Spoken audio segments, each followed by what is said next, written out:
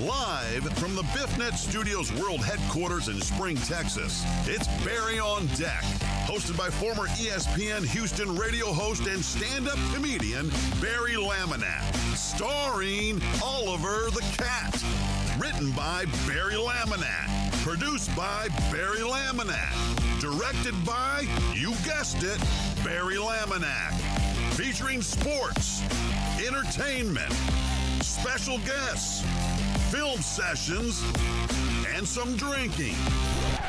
Okay, a lot of drinking. Viewer discretion is advised. And now, here's your host, Barry Laminator. What's up, you damn dirty deckheads? Welcome to Barry on Deck. I am your host, Barry Laminator. Thank you guys for being here.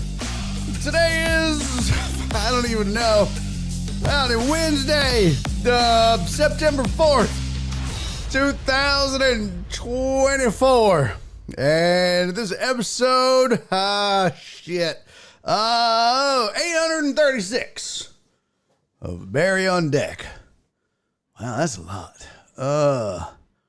836, that's pretty good. I'm trying to figure out, when would we hit 1,000? When would we get to 1,000? Let's see. 36, 37, 38, 39, 40, 41. 850 will be the end of the month, assuming we don't miss any days because of power and no bullshit like that. 850, 2027. Kiss my ass, John Dorier. Kiss my regular ass. That's probably pretty accurate. So 850 would be the end of the month, and then you'd have 1, 2, 3, 4, 5, 6, 7, 8, 9, 10, 11, 12, 13, 16, 17, 18, 19 more. Yeah, it's going to be a while. Excuse me, Lord Jesus. Welcome to the show, folks. Welcome to the program. My anxiety's through the goddamn roof. Oh my God. This show at the Improv is just driving me insane. It is killing me. Why do I look so red, by the way? Do I look red? Is it just me? I don't know what's happening right now. I didn't even go outside or nothing. Like, Yeah, I don't. Okay, sounds good. Donna said, yes, I look red. Yeah, I don't know what's happening right now. Let's see. Hold on. Pull up the phone there. I do look a little red. It's your blood pressure. It might be. This whole tomato berries. Shut up. This whole show tomorrow. I'm excited about it. I'm pumped about it, but it's also just I wish they would have gave me more than a week. That's the thing. I wish they would have given me more than a week to market this and prepare for this. I mean, they literally asked me last Wednesday, and then we confirmed it, and they got it up and posted online by like either Thursday. I think it was Thursday, and then I started being able to market it starting on Friday. Let's go see what episode is this. 836. So, yeah. And what up, Mark? It's, and then I made the fatal mistake of texting him last night and be like, how many tickets have we sold? I shouldn't have done that. I should have just walked into a barren room. I should have not asked that question. Let me tweet the show out real quick. Boop. There we go. I should have known better. I should have just been like, well, I'll just show up and it's going to be packed, and then be like, what the fuck? But no, my dumb ass was like, because the amount of people that were like, ooh, I can't wait. And I don't know if people just wait to the last second to buy their tickets. I think a lot of people, and this is present company excluded, so I want you guys to know, well, some of you still do this. Some of you in current company do this as well. But some of you don't, and I love you for that. But some people just tell you that they're going to go, or that hey, oh man, I'm there, because that's what you want to hear, they think. Or, oh, well, I don't want to hurt his feelings. And then they get your hopes up.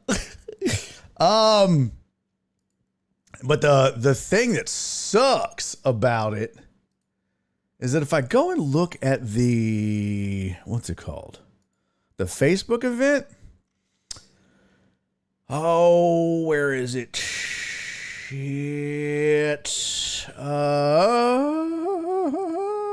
Yeah, so the event, I started inviting just like a ton of people on Facebook. It's got 63 people have responded.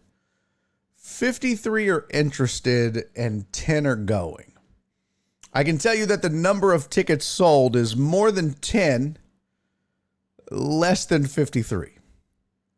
The goal was 100.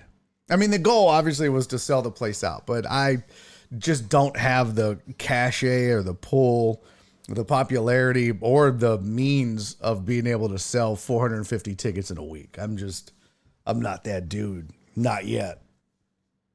But I invited 320 people on the event. So it's like, and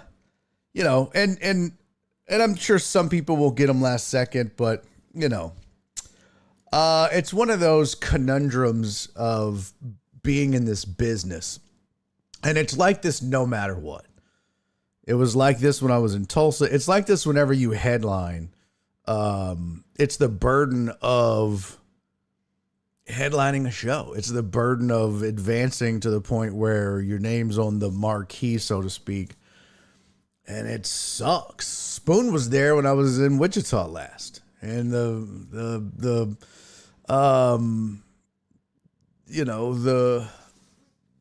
sales aren't good. And you're just like, fuck. it sucks, man. It absolutely sucks. So I don't know. But hey, Jen said, John Dorier said, I want to go, but fuck them kids. And Jen said the same. John Dorier, same. Spoon said it's unfair for a week. It's really tough to get anything done in a week. That is 100% accurate. FJ said I had already bought tickets for Jesse Payton's show. Hey, do what you got to do, pimp. I get it. I totally get it. Yeah, but it's just one of those things where, you know, you want to get to a certain level. And then when you get to that level, there's that extra burden. You know what I mean? There's that extra responsibility of being at that level. So I don't know. It's, I'm glad they gave me the week. It was cool when you get it. And then it's like, you know, you don't think about it at first when they tell you, oh, you want a headline? And you're like, yeah. And then it's like, well, wait a damn minute. I only have a week. Oh, fuck. So, yeah. It sucks. Anyways, enough about my problems. You guys don't give a single solitary fuck about any of this. And I should know that by now. Oh, you're just like, entertain me, funny man. Just make me laugh. So that's what I shall do, and I'll cry and scream in my pillow later when nobody's watching. So in the meantime, hey, Captain Pope! What's up, man? Good to see you. Thank you for the 400 bits, my friend. Much appreciated. Barry, have you seen the comments by the Commanders VP? Calls NFL fans high school educated alcoholics and mouth breathers. No, I didn't see that. Checks out. I mean, aren't we though?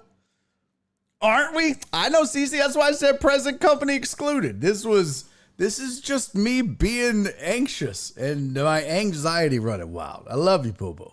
I love you. I love you. For everybody that's going, I love you. Everybody that's not, I hope your cat gets herpes or your dog. But yeah, I mean, Captain Pope, tell the truth. I haven't seen this quote. I don't know where this is from. Let me see. Commanders VP NFL fans high school alcoholics. Okay, why is my Facebook making all these noises? Oh. Oh my God.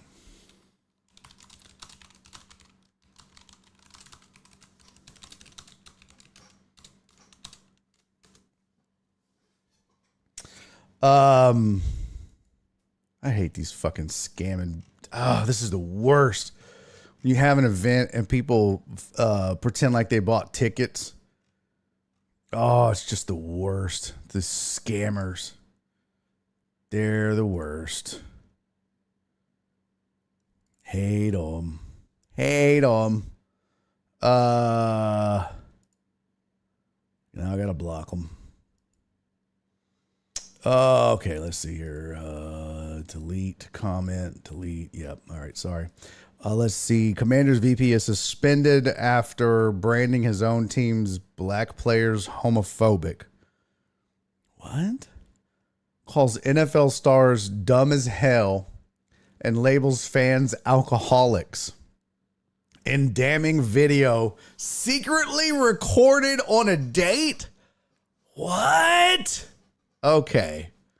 Holy shit. This person is an asshole. All right, let's get this. Have you contacted Ashley Tech? What? I don't know. Maybe she'll come to one of my shows. That would be good. Maybe I could get Ashley Tech to come to a show. That would be fantastic. I would super enjoy that. I would love that.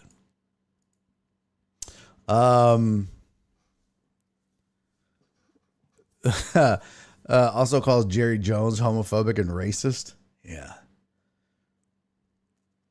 Chuck Boogie said, if I would have gotten a FEMA check, I could have went, but my broke ass got to work all day and night. Hey, man, listen, again, I want y'all to know, I'm not telling you this. I'm not speaking of these things to make anybody feel bad.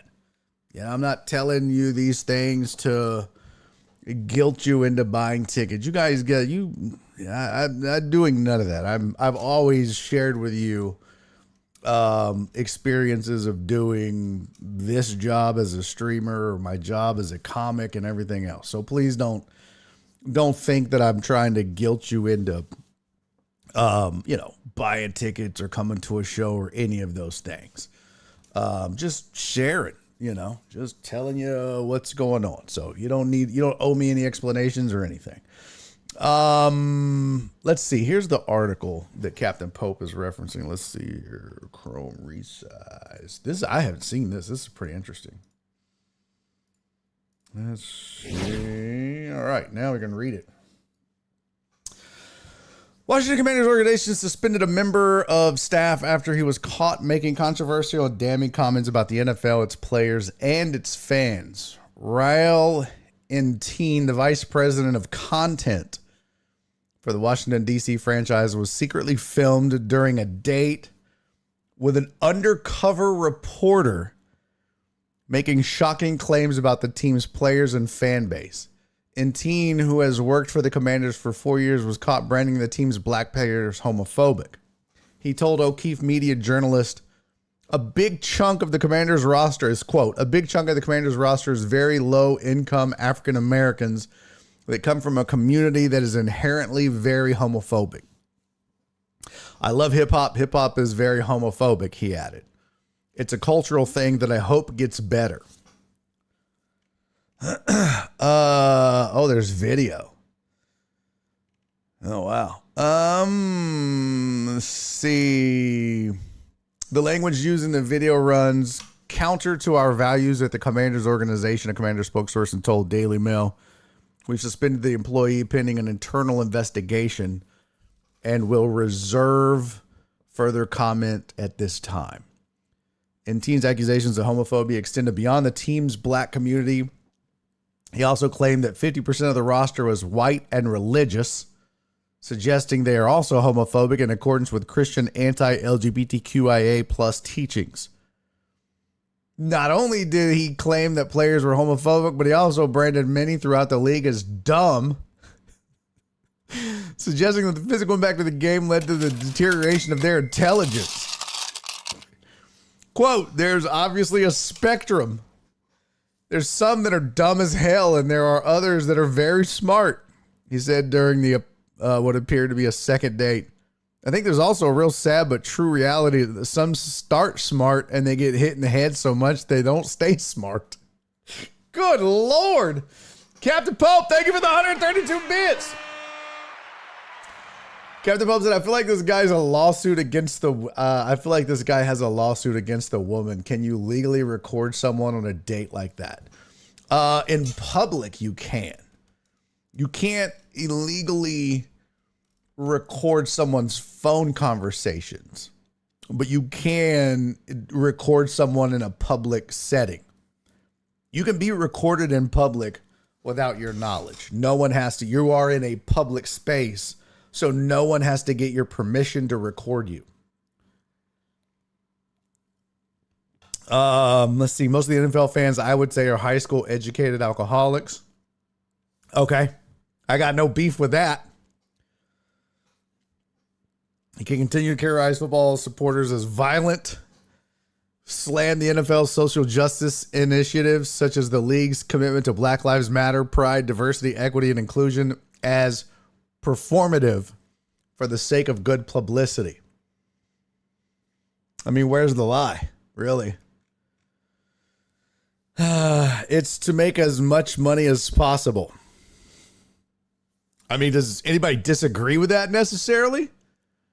Are we all really fooled into thinking that a bunch of old, set in their ways, extremely filthy rich billionaires really care about the LGBTQ plus community in a manner in which, I'm not saying some of them don't care or but are we to believe that this organization as a whole really has, the LGBTQ plus community top of mind? No, it's not their brand. It's not their consumer. It's not anything other than we're supposed to do this. That's what it is. No one wants to say it. You're not supposed to say it out loud. That's what it is. If there wasn't the social stigma of not supporting it or not being on board with it, and the outcry of that, I guarantee you the NFL wouldn't give a shit. They would be apathetic. I'm not saying that necessarily they would be like, hey, but I'm just saying they would be apathetic. They don't care.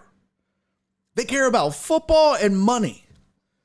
They don't care about some of this stuff. They do it because they have to do it. I don't have a problem with what that man is saying. He's speaking the truth. The problem is you're not allowed to say that out loud, especially if you work for an NFL franchise. You can't go around saying, oh yeah, none of us give a shit. No, not at all. We just do it because we have to do it. But I think he's right in that regard. Some of the things that they do, I mean, let's just pause. Let's pause. How long ago was it when Kaepernick was kneeling? How long ago was that? Colin Kaepernick. Why does my thing keep beeping over here? What is this noise? Go away. What year did he kneel? Early life, college career. I can't believe he played at Nevada. That's wild. Let's see. 2015, 2016, lawsuit against the NFL following his departure from the 49ers in 2016. Let's see. Kaepernick was coming on surgeries. Let's see.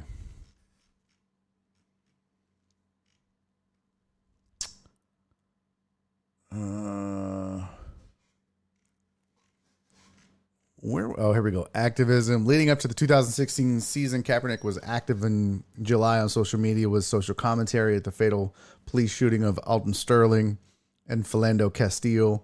In the 49ers' third preseason game of the season, reporter Steve Weish noticed Kaepernick sitting down during the playing of the Star Spangled Banner, as opposed to the tradition of standing. So it was 2016. That's not even a decade ago.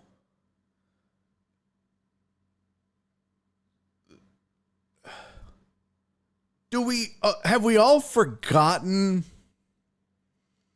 the backlash that was immediate from owners and ownership and executives in the NFL when all of this went down?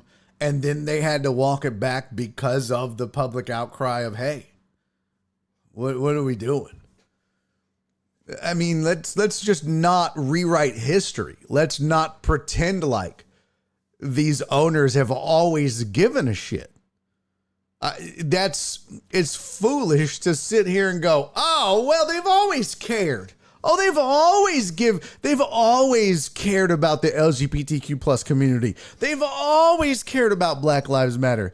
I mean, the man is literally stating what we've all known. It's very much performative. Very much. Just go back to that moment in time. I don't think he's out of bounds for saying that. Now, some of this stuff might be way off base, but so far, what this man is saying, a lot of it, he's just saying the things a lot of us think, but don't say out loud. Or a lot of people think and believe, but don't, or that you shouldn't say out loud. I don't know. I mean, I don't agree with some of this, but some of it, I mean,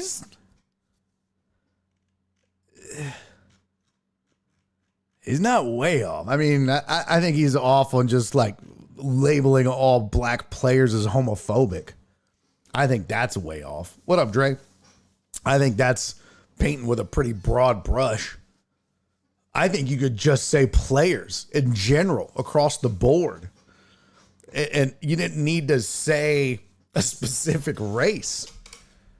You know what I mean? Like, that's because then he has to, oh, well, also, it's the white players too, because they're conservative Christians. Well, then just say it's the players. This is crazy. I can't believe I missed this story. The whole part about not so smart. Are we really going to sit here and pretend like the NFL is full of Mensa members? Are we? I'm not saying every player in the NFL is dumb. But are we really just going to sit here and pretend like they're... Some of them are... not all there? I mean, a lot of these players got by. A lot of these players. _Dallas. Yeah. See you later, buddy. I don't know what he did, but he probably deserved it. Yeah, Gronk is smart. I mean, a lot of these players didn't really have to study. Again, are we just going to pretend like they things weren't moved around and shuffled for them in college? We're going to pretend like stuff like that didn't happen. We're going to pretend like assistants and PAs and tutors didn't do their work for them. That's exactly what happened. And don't sit here and tell me that it's not. I can tell you for a fact. My younger sister went to A&M. She told me stories. She'd be like, "Oh yeah, everybody knew that people were taking this and doing that and this and yeah, it's known."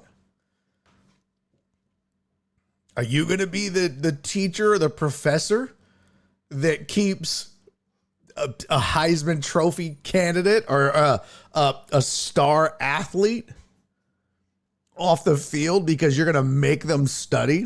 No, that's how you lose your job. You know how much revenue those kids bring in for that school back in the day? Now, though, it's going to be interesting because those kids now, as opposed to just bringing in revenue, well, now they're liabilities. If they're making $10 million, $5 million, $4 million, and you're not getting grades, and you suck, well, you're just a liability now. But back in the day, if you weren't getting paid, hey, at least they'd get you your diploma and your degree. And if you sucked, you sucked, but you weren't getting paid. What did it cost them? Yeah, cost them giving you an education. But now with money on the line, shit.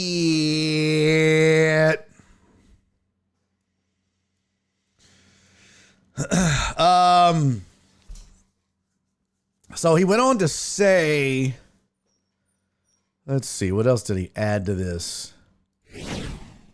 Let's see. Didn't claim all of them. Performative. He alleged that he suggested that Goodell is controlled by NFL owners. What? No way! This is so groundbreaking. Not only did he criticize the league's initiatives, but Enteen also denounced NFL Commissioner Roger Goodell as a $50 million puppet. Okay, again, this isn't breaking news. He accused Jerry Jones, the owner of the Cowboys, of really pulling the strings. He also alleged that Jones harbors racist and homophobic biases. I think he hates gay people and black people.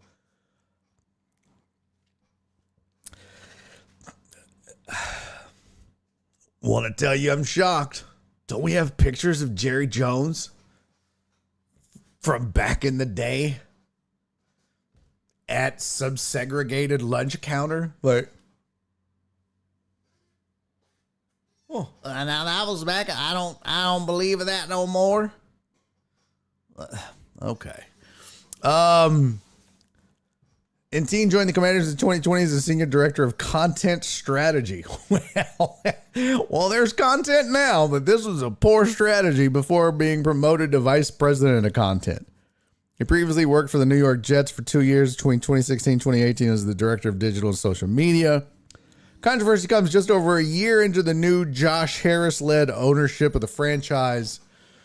Snyder sold the franchise last year for a reported $6 billion.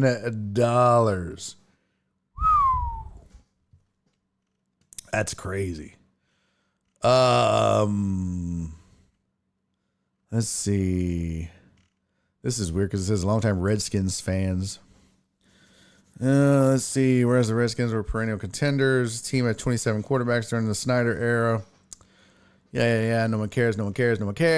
Sexual harassment allegations, blah, blah, blah. What does this dude say? All right, that's it. NFL has launched the second sexual harassment investigation into the team. Okay, that's it. All right, so no more on the story. But, I mean, wasn't a lot of groundbreaking shit in there, I guess. You know? Not a ton. Captain Pope said, I love that it's also the Commanders, too. And again, not shocked that it's coming from that organization, you know?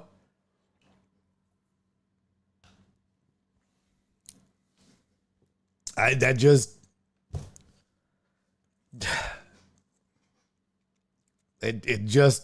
don't know. Not a shock. Cisco said Gronk is smart. Jared said, what? You mean they didn't go to class and earn that degree because they're smart? What? Mark G said, Vince Young was a QB and was dumb as fuck. Yep.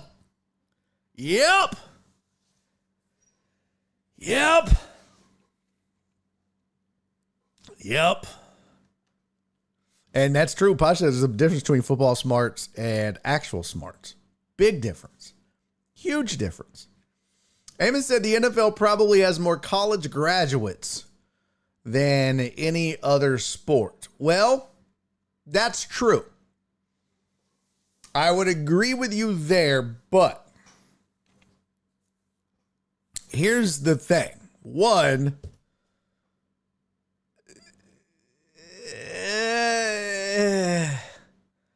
if your argument is that all of those college graduates earned their degrees and diplomas all on their own with no help and no cheating, and it was all above board, and that the vast majority of them, no one turned a blind eye to anything at all, well, I'm going to have to disagree with you there, Amos. So let's not act like the NFL is full of Rhodes Scholars. The NFL is full of players that have a degree. Yes. In, kinesiology, mass communications, liberal arts, and oh, by the way, PAs and assistants and students and everybody else went to school for them a lot of times so that they could be off doing football things. And that does, in fact, happen a lot. Because I don't think people really understand just how much work it is to play college football. The schedule for a college football player is full time. It's a job. And that's why that they're getting paid. I was like, whatever. They earned it. That shit is a full-time gig. And to have to mix in academics, man, for the ones that actually earned their degree and get great grades on their own, bro, that's the real geniuses. That's the real bad mamma jammas, because they're the ones where you're like, you're doing all that, and man. So,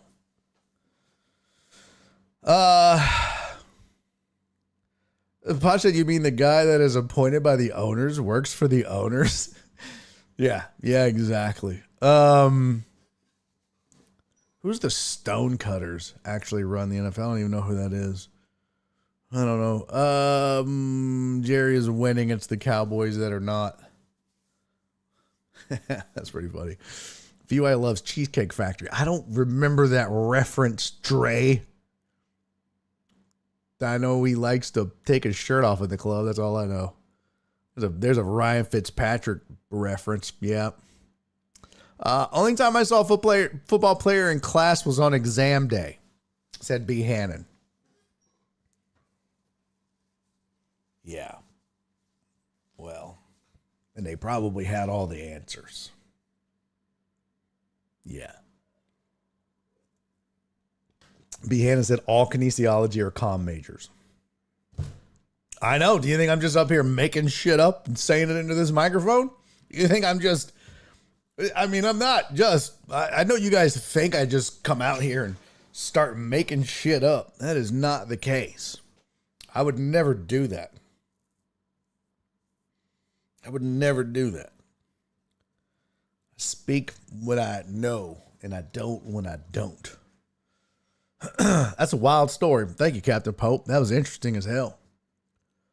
Again, I think if you took all the bullet points from what he said, if we wrote them all out, how much of it would you be like, that is just 100% out of bounds and a bald-faced lie. That's just slander to the fullest degree. I don't know that there was a ton. Are we going to sit here and argue that hip hop doesn't have a bunch of homophobic lyrics in it? Well, not as much now. Back in the day, it did. Certainly it did back in the day. Now I don't know that it does as much. Hell, a lot of the rappers wear dresses and, paint their fingernails and shit like that. But, man, back in the day, it was. That's what it was. It was. It's just a fact. It's just a fact. It's just a fact. But it's not that anymore, I don't believe. Not nearly as much, at least. Of course, I don't listen to as much hip-hop. Current hip-hop. Trey said, we can't understand these mumble rappers. Yeah, Tony said back in the day, there was no social media to cancel him. Back in the day, a lot of the things that were said, I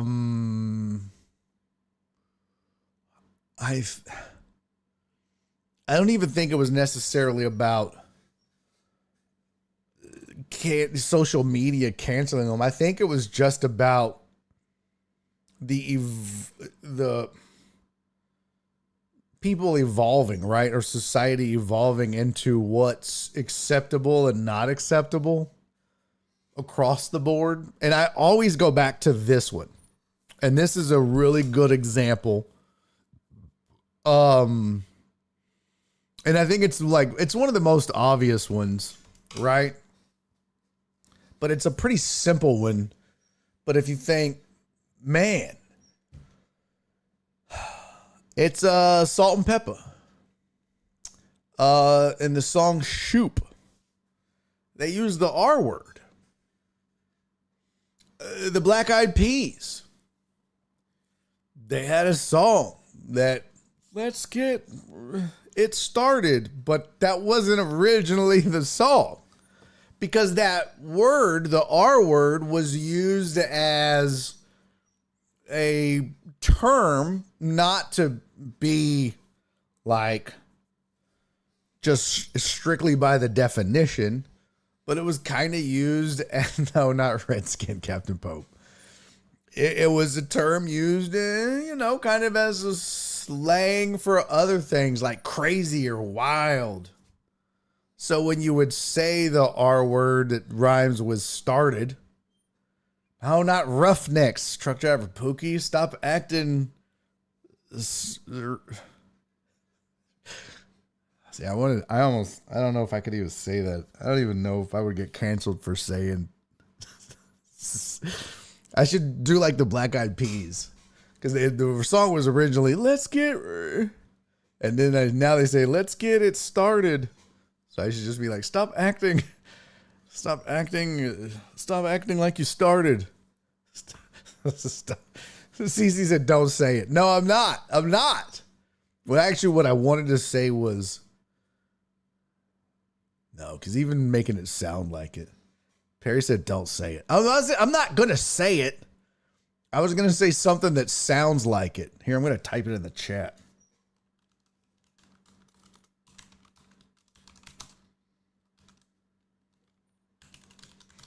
And because it goes with the theme of the Black Eyed Peas changing it.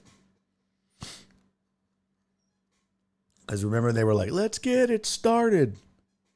Trent Pookie said, you could DM it to me. No. Thank God. That's the only thing is you type something like that, you really got to be careful about autocorrect.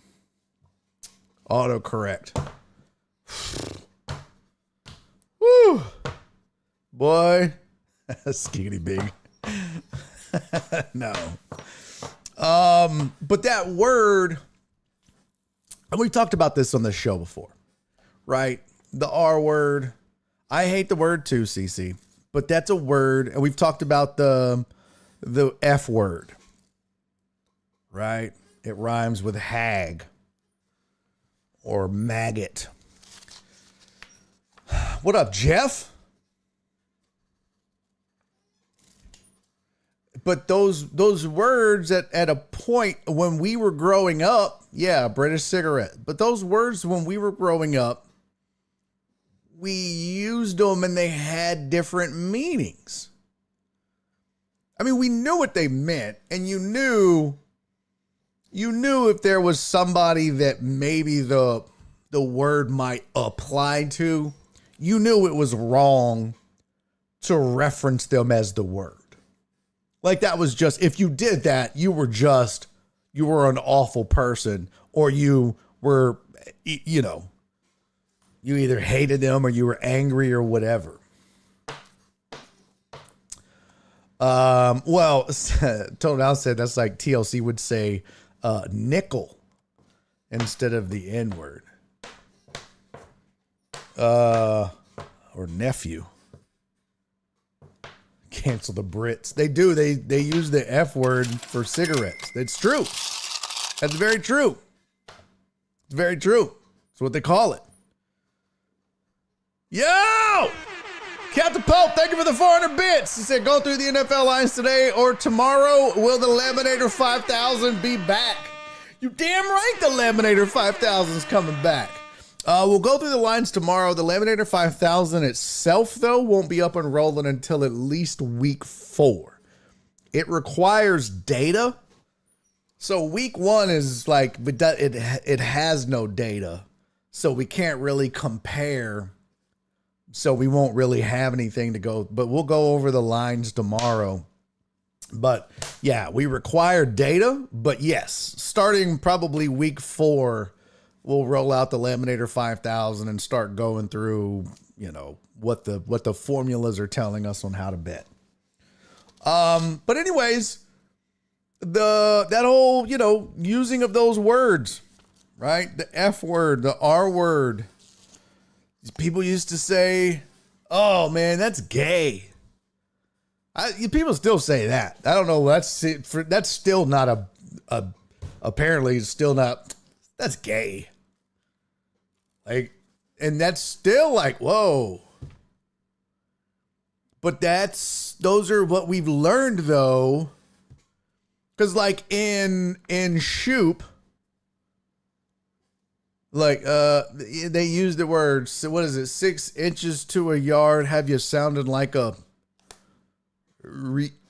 it's like, what? That was on the radio.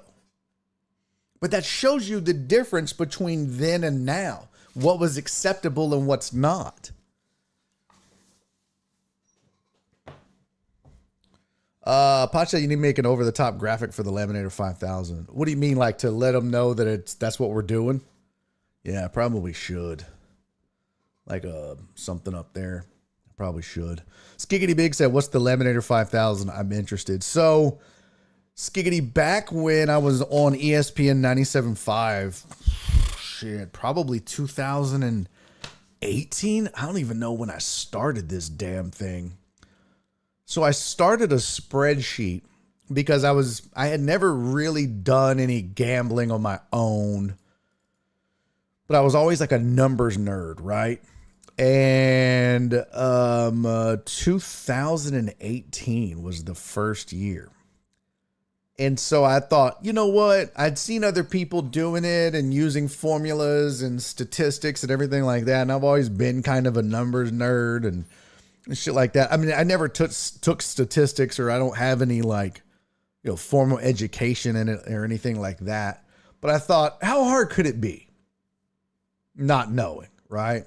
And so I started my own spreadsheet and just doing some statistical analysis of the games.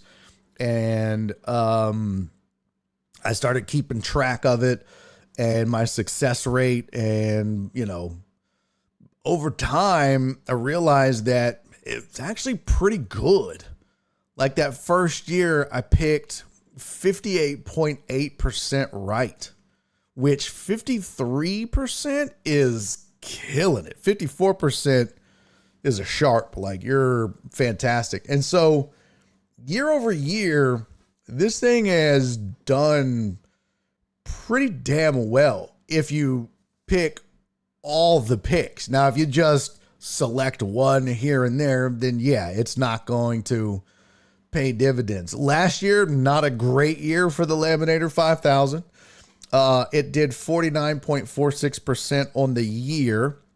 I did 50.29% on the year. Now, against the over-under, the Laminator 5000 does against the spread and against the over-under. On the over-unders last year, I guess I could just share this.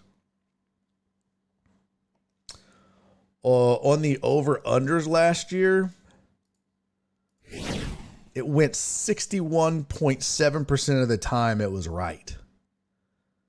That's crazy good. I mean, if you just bet on the over-unders, like it went 13-3 the first week that we did it. And then 11-3, and then 12-2. Like, you know, it had some bad weeks, 5-6-1. There was a couple weeks we didn't do it for whatever reason. I might have been traveling and didn't have any shows. But, you know, I mean, it had bad weeks of 5-9, little 7-9 action. But for the most part, I mean, it had an 11-4 week, 10-5, 11-5, 8-7. I mean, it was pretty damn good for the most part. And then there was some things that I track, like variances, like the variances thing is how far off is my formula as far as, because I would use the spreadsheets to like predict what the score should be. And then what does Vegas say the score should be? And then I'll call that a variance. Like how far off is my prediction of over under or the spread versus Vegas's over under or the spread. And then based on that, how am I doing? And so, you know, based on variances, either plus or minus 3 points or, you know, a certain percentage, because anything like way out of whack, you want to take a look at. So, because that's a huge variance, right? Like if I'm saying, oh, this game is, or team A should win by a touchdown, and Vegas is saying it's a 1-point game. Well, one of us is way off, according to my calculations. So that's something to pay attention to. But if I'm saying it's a 2-point game and Vegas is saying it's, you know, or I'm saying it's 1.8 and Vegas is saying it's 1.5, we're both pretty close. So that's probably one I wouldn't bet. So that's kind of what the Laminator 5000 does. It's all formulas that I came up with and take a look at. And here's like playoffs. This was week 5 playoffs. Let's see. Okay, I don't have the rest of these. Let's see. Oh, here we go. What is this? Yeah, like here's week 18. Yeah, so week 18. This is what it all looks like on the spreadsheet, but we don't go through all this stuff. I just show you some things. So like week 18 against the spread, it went 6-10. But I also give you my picks because the one thing about the Laminator 5000 is it doesn't take into account weather, injuries, starts and sits. So like week 18, if teams are resting all their starters because they've already made the playoffs, doesn't take that into account. It's just formulas. So yeah, it's going to go 6-10 in the last week of the season because it doesn't know that the Chiefs clinched 2 weeks ago and they're probably not starting everybody. But I'll do that, or I know that, so I'll use the numbers and then I'll make my picks, and that's why I'll end up going 11-5 and it won't. So that's what it is. Hope that answers. But yeah, we'll be doing that again this year. But it's done pretty well in the past. So this year, totals were, let's see, my records. Here we go. Let's see. Excuse me. What is this? We played a game as kids called, Smear the, yep. Let's see. I heard RJ Bell say the best gamblers in the world hit at like 55 to 60%. That's true. Thank you for the 100 bits. That's very true. Yeah, 55 to 60% for the best gamblers in the world. So that was last year. Let's see. Here's 2022, 2021. I don't know what happened to 2020. So this, let me see. Try to get all these done here. I should just put all these together too, like some sort of, I should just have like a thing. 2020. Oh, that's right. 2020 was COVID. Yeah, that's right. Here's the numbers. So 2023 against the Laminator 5000 went 49.46%. 2022, Laminator 5000 went 55.5% of the time it was right. It went 10-4, 8-6, 6-9, 7-3-3, 6-8, 5-7, 9-7, 7-8, 10-3, 9-6, 8-8, 8-7. Oops. So yeah, it had a pretty damn good run in 2022. I went 55.75. And then the over-unders only went 50%. So you can see from last year to this year, I went 50% last year, and we went 61% over-unders. In 2021, you can see how it's evolved. 2021 picks were 60%. That was me. Over, under, oh no, that was just straight up, not against the spread. It was 60%. Over-unders were 55%. And then against the spread, the Laminator 5000 was 51.9%. So this was just saying who would win just straight up. And it still almost went 52%. That was back in 2021. The 2019 Laminator 5000 went 54.9% of the time. And I didn't, it went 69 and 76 on the over-unders. And again, you know, I've been tweaking it over time. So there we go. That's what it is. So yeah, I usually do that as part of the show every week at some point or whatever. Okay, so let's do some sports headlines. And we got some shit to do. Oh, real quick before I do that, let me tell you, speaking of some wagering, Barry on Deck Pick'em, Fantasy Pick'em. It's approaching. It is approaching.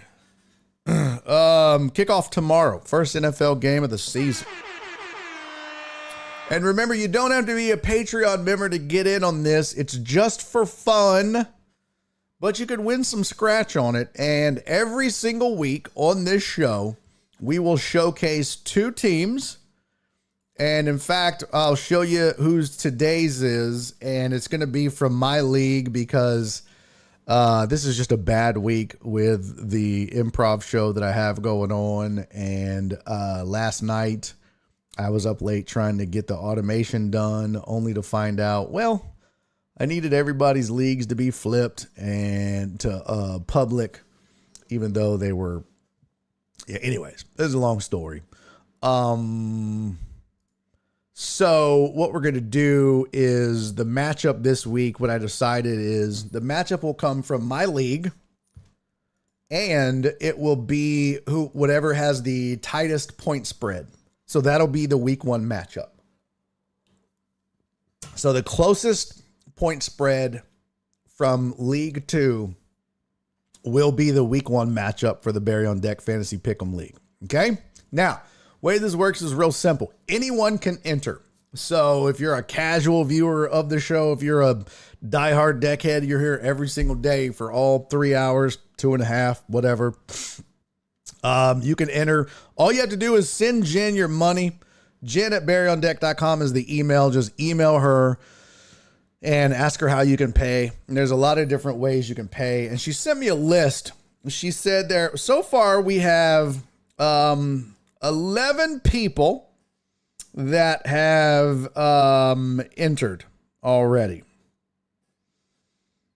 And they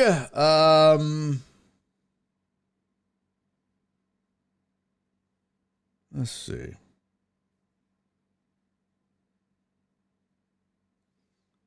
Where does it go? 11 people have entered the Pick'em already. Donna, Mark, Spoon, Sylvia, Jared, Alex, Keith, FJ, SVG, Chris from Sam Houston, Jeff Bell, and myself. Actually 12. Now, of all of them, she's also sent me the list of everyone that is not paid. Okay. And those of you that haven't paid, you need to get your money in before kickoff tomorrow, or it doesn't count. You miss on game 1 or week 1. That's just the rules. So if your money's not in, you missed the week. All right. Skiggity Big said I entered and paid and was not listed on that. Uh-oh. I will get with Jen. I will mark that down. Skiggity. Check on Skiggity. Pick 'em. Jen said, where'd you send it? Yeah. Jen will work that out. Skiggity said Venmo, I think. All right. So we'll get on that. But here's the list of everyone that has joined that hasn't paid so far. We talked about this.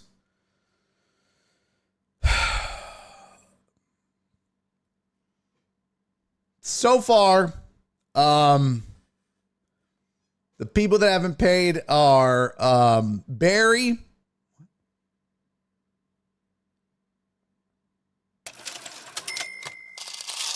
Anyways, it doesn't matter. Just make sure you get in and, it's cool. Just make sure that you, just get it. Just take care of it is all. Just get it done. It's, just do what you can. Just do what you can when you can. We understand things are difficult. Sometimes you get busy. Sometimes things happen. So do the best you can is what I'm saying. The way this works is it's open to everyone. It costs $20 to enter. The first $2 goes into the winner's pot. Okay.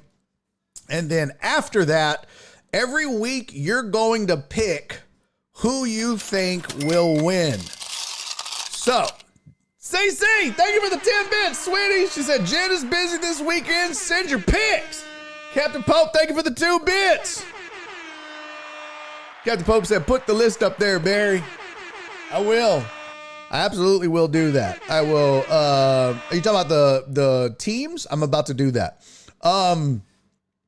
But the way it works is this. So you pay your $20.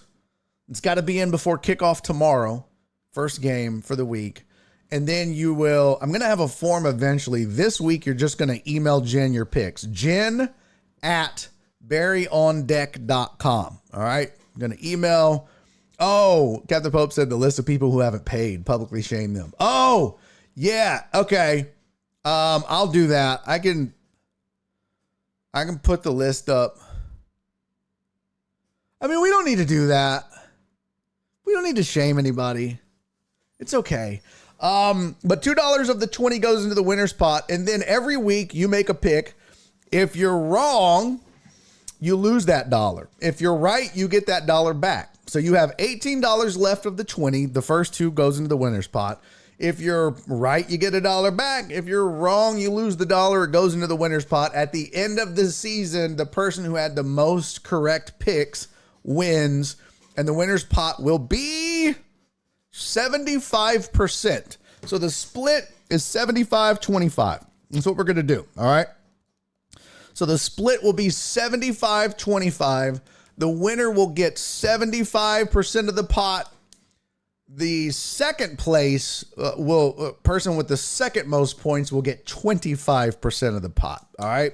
The way we're going to do the tie break is that at the end of the season, the final 2 weeks, okay, the final 2 weeks of the season for tie breaks, everyone is going to pick a final score with their picks. So you're not just picking the winner, you're going to pick a final score and like a total score, right? So it'd be like, oh, I think this total score would be 190.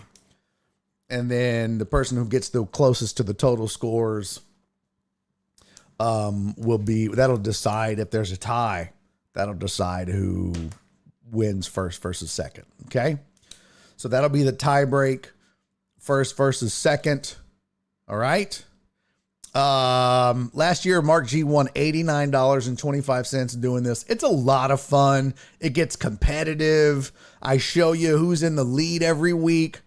Last year, there was a running total, so we got to see each week who was in first, who was in second, who was in third, and it's really cool. And you guys get into it, and it's a lot of fun, and this was Jen's idea. So, again, get involved, get into it.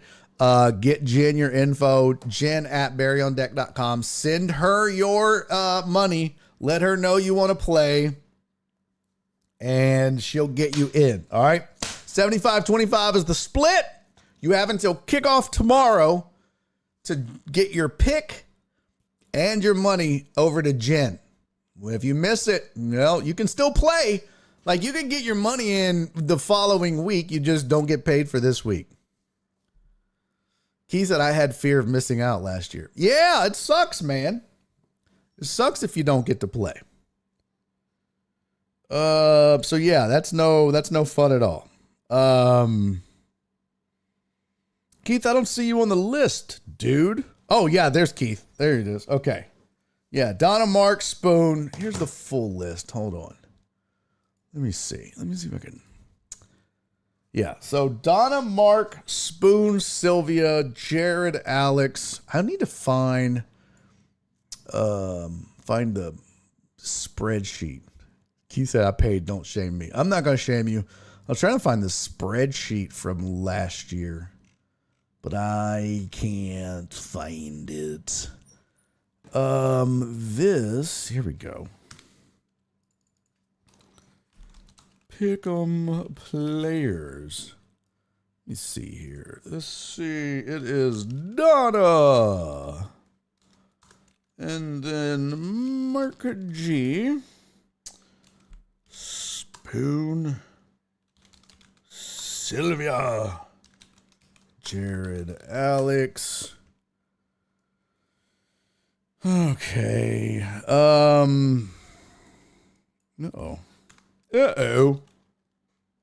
And Keith. And let's see.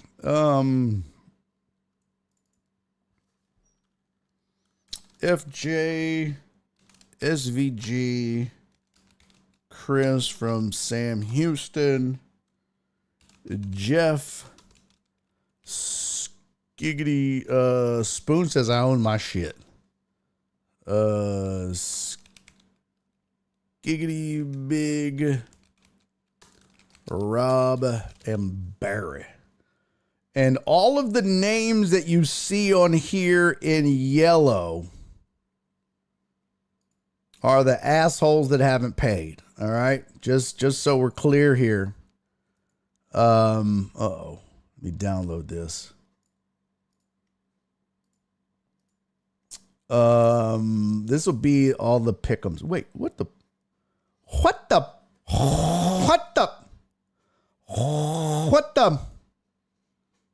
All right, here we go. I got a slide coming.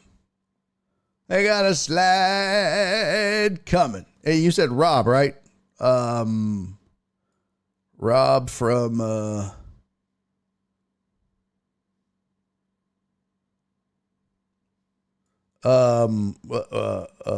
Spoon, you didn't pay either? Do I need to add you to the assholes that haven't paid list? Okay. Well, let me redo this damn slide then. See, you gotta speak up, man. Jen didn't even throw you under the bus like that. Who else didn't pay, Jen? Huh? What other derelicts out here hadn't paid? What other assholes? Okay. Well, I'm downloading now. It's too late. Too late now. Too late now. Oh, fuck. See what you did, Spoon? You got me all discombobulated. Got me all messed up over here. I'm trying to download the damn slide. I can't do all this. I still need a producer. That's what I need. I just need a slide maker is what I need. I need a full-time slide maker. Any volunteers? What do you do? I make slides. That's not a job. Get out of here. Scram, beat it, kid. All right. Jen hasn't paid. Wait, what? What? Okay. All right, I got it now. Here we go. Here we go. Did Cece get in? Wait a minute. Okay, well, here's what I have right now. This may have changed, but as of right now, this is what I have.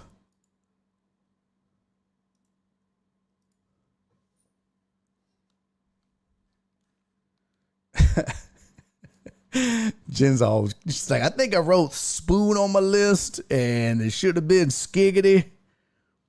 And damn it. Y'all got Jen all messed up and shit. All right, here we go. Oh shit. Here's the pick'em players. If your name is in yellow, you're an asshole because you haven't paid yet, you raggedy pieces.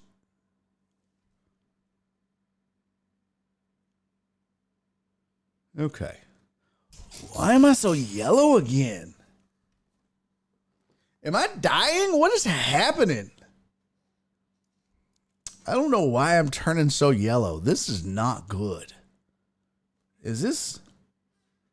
I'm super yellow. I do feel warm right now. I think I'm dying. I'm pretty sure I'm dying. Yep, I'm dying. All right, who am I missing from the list then, Jen? Who do I need to add now? Jeez, you think you have everybody, and then you don't have everybody, and then you got to add more people because you don't have everybody. So I'm adding who else? Cece, and who else am I missing from the list? Cece, you look really red. I know, I don't know why. I thought we were picking NFL matchups. No, we're picking Barry on Deck. Jared said twice Twitch has booted me from BOD onto another stream. What? I don't know why that is. I don't have jaundice, Chris. I don't have jaundice. So I'm adding CC and who else? I think I wrote Spoon on my list and it was Skiggity. Okay, so I need to add Spoon and Skiggity or what? So, okay. I think I got it now. I think I have the updated list. I think we're good now. No, we're not. We're not picking. Mark said, "CC, send Jen your money. She's busy all weekend." Ah, that's good times. I wonder. what is happening to this? I wonder if it's something on the, like, is it on the camera? I don't know. Is it on the color correction?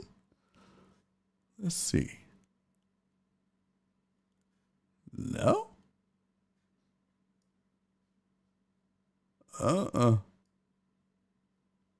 I don't know. This is super weird. I don't know what's going on. Huh. You don't say. I don't know what's happening. Well, all right. All right, let's get to some sports headlines. Let's keep rolling. We got shit to do. I wanted to get to Super Bowl odds, and the AP Top 25 is out. I want to get to that too. So we're going to get to some shit. So let's do our headlines and keep rolling. Come on. Plus, I need to take a bathroom break at 4 o'clock. I got to pee. I got to figure out why I'm so red. I don't know what's happening. I wonder if I'm like that on my... I wonder if it's my camera. I don't know. I wonder if it's the shirt that's causing it. I don't know. Alec! What up, homie? Good to see you, pimpin'. Long time. Captain Pope, by the way, thank you for the 100 bits, my friend. Captain Pope said, Barry, any chance the NFL get your money for Peacock from the Brazil game Friday? The audacity to play a game in Brazil and then to put it exclusively on a streaming service no one wants. No. Good question. Great question. The answer is not just no, but hell no. Hell to the no, to the no, no, no. I bitched about this last year, and I'll be damned if I'm going to do this. They did this during the playoffs, and I bitched about it, and the video did well. Thank you. No, I'm not paying to watch a regular season game. I'm not paying to watch a postseason game until they make it to where the entire league is pay-per-view, and then I may not watch football anymore. But I'm not paying for regular season football pay-per-view. I'm not doing it. And I'm not paying for the streaming service. I don't have Peacock. I don't want Peacock. I'm not looking to get Peacock, so no thanks. Not doing it. Not doing it. Yep. Nasty Nate. I remember. You remember? I remember. Not doing it, man. Pissed me off last year. I'm going to start all over again. So, all right, here's sports headlines for the day. Sources are saying the Texans have signed quarterback Davis Mills to a 1-year, $5 million deal. As you know, Case Keenum hurt his foot, out for the season. So they had to do something, and it's the devil you know versus the devil you don't. And they know this devil. So they went out and they signed this devil to a 1-year deal. They give him $5 million more that he gets to steal from the NFL and steal from the Houston Texans. And I'll be damned. It says that he went, let's see, where'd it go? He completed 70% of his passes, 191 yards, 1 touchdown, and no turnovers in the preseason. In 2 preseason games. So, yay. That's that. So, yeah. It is what it is. If you're watching Davis Mills play and you're a Texans fan, your season is over. Okay? Your season is fucked because that means CJ Stroud is hurt and he's done and he's out. So if you're waking up on Sundays and watching Davis Mills lace up his cleats and strap on his chin strap, which takes about, a good 3.5 hours to just put the chin strap on. It takes a while. But if you're watching that, it don't matter. It don't matter. So, sucks. Mills Mafia, stand up. Shut up. Yeah, don't get DirecTV. No. I have Fubo's bitch ass. Skiggity Big said, can't you just go sign up for free and then cancel? Yeah, but they're slowly trying to move you to that, though. They're slowly trying to get you to get Peacock, because that's where they're going to start streaming on. I bet you. Captain Pope said, I'd pay for an NFL package that guarantees me every game, no bullshit. Yeah, but how much? And why? Like, you already get just about every single game that your team plays. Right? Unless you live in another city, I'm pretty sure, right? Like, if you live in Houston and you want to watch the Texans, you can pretty much watch every Texans game all year. You're not going to miss a game. So why do I have to pay? Why should I have to pay for it?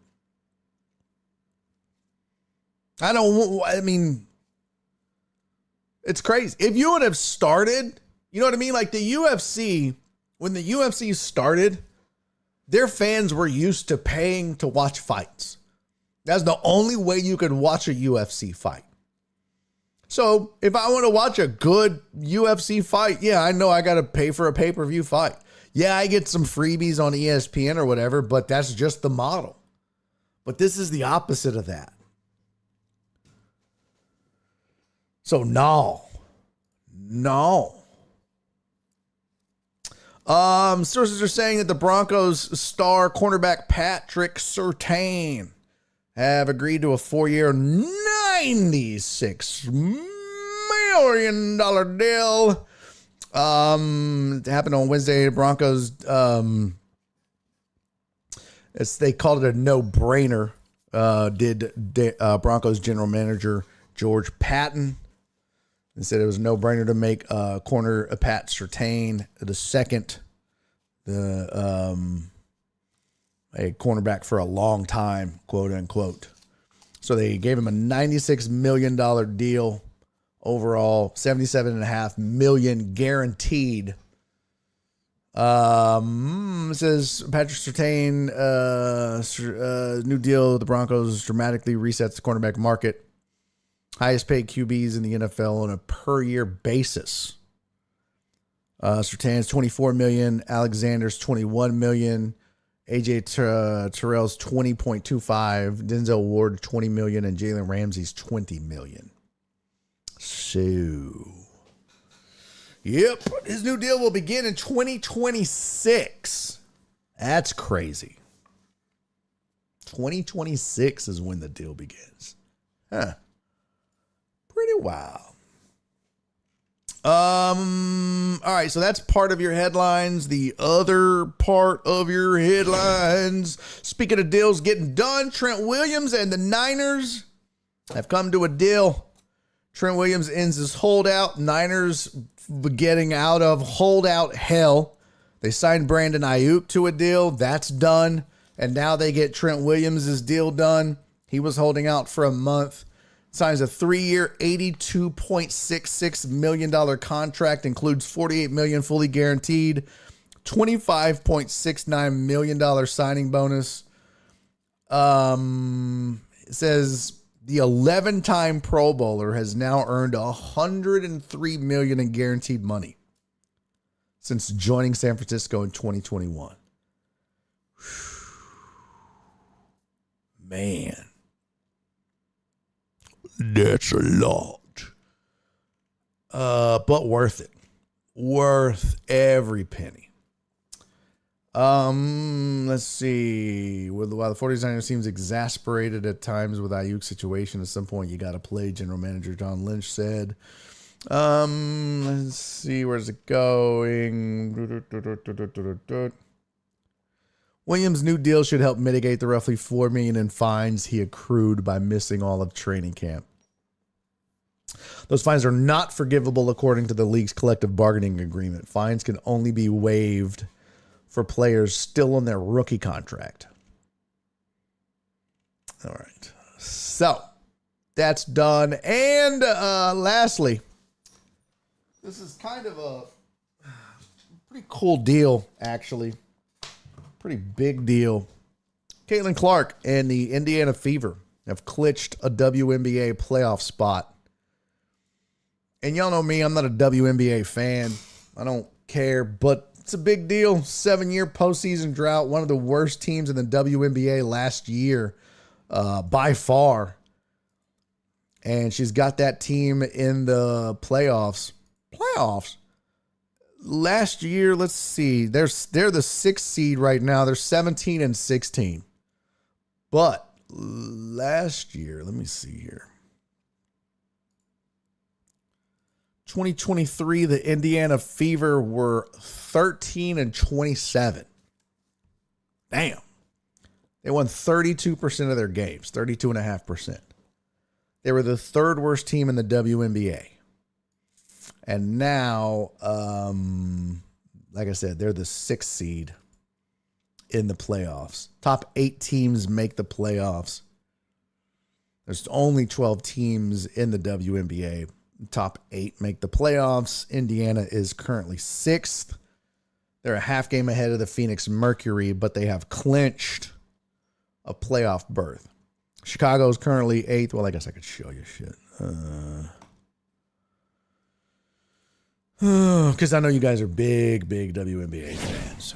Chicago Sky currently 8th. And then Atlanta is tied with Chicago. Washington's a game back. Dallas is 2 games back, and the LA, whatever they're called, are 3.5 games back. So still some maneuvering to be done. I don't know how many games are left in the season. I don't even know, to be honest with you. I don't fucking know. What do I know? What do I know? How many games are left? I don't fucking know. Let's just look at the Fever. I got the fever, and the only prescription is more cowbell. Looks like there's about, I don't know why I'm doing this, boys. 1, 2, 3, 4, 5, 6, 7 games left. There we go, Mr. Redface again. Jeez. It looks like it's when the screen gets really white. That's what it is.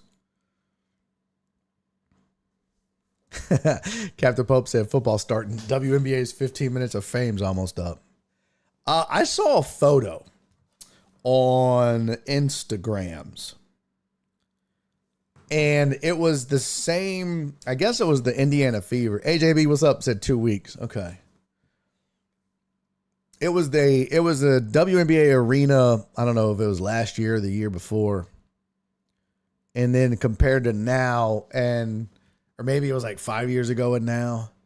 Hold on. WNBA arena then and now.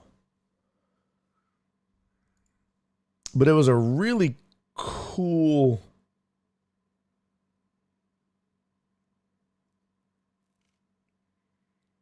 photo because it was like it showed it showed the difference. Hold on, let me see if I can find it. I thought it was on my IG. Yeah, I'm missing it now. Yeah, I should have saved it. That's my bad. That's my bad, pimps and hoes, players and pimps. Yep. I don't know. That's my bad. But it showed like, a sparsely populated arena, and then it showed one just packed to the gills. Pretty cool. Pretty cool moment for the WNBA. So good for them. All right, let's get back to looks her not being on the Olympic team was a blessing. Looks like she needed for the rest. Oh, yeah, true. Been a fan of the W since day one. Shut up. Shut up. Amos said you're paying for it one way or another. I'm assuming in the NFL. Now to see exact games, I understand, but you're paying your provider, so you're paying for the games you see.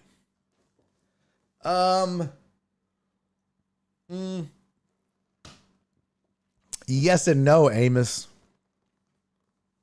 Yes and no. You can still technically get ABC, NBC, CBS, Fox over the air for free. So technically, you can still get those for free if you wanted to. And if I'm already paying those, why do I want to have to pay Peacock as well? Poppycock, I say. Poppycock. So, yeah. And then there's the whole just steal it. I don't condone it, but it's possible. Anything is possible. Okay, let's do our little pick'em, and then I'm a pee. No, let me go pee, and then we'll do the pick'em. Yeah, yeah. Okay. So I'm gonna pee. Excuse me. I have to go to the bathroom.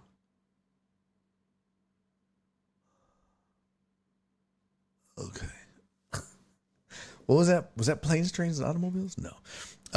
Is there another game scheduled on Peacock this year besides this one coming up? I think there is. I'd have to go look. All right, let me hit the head real quick.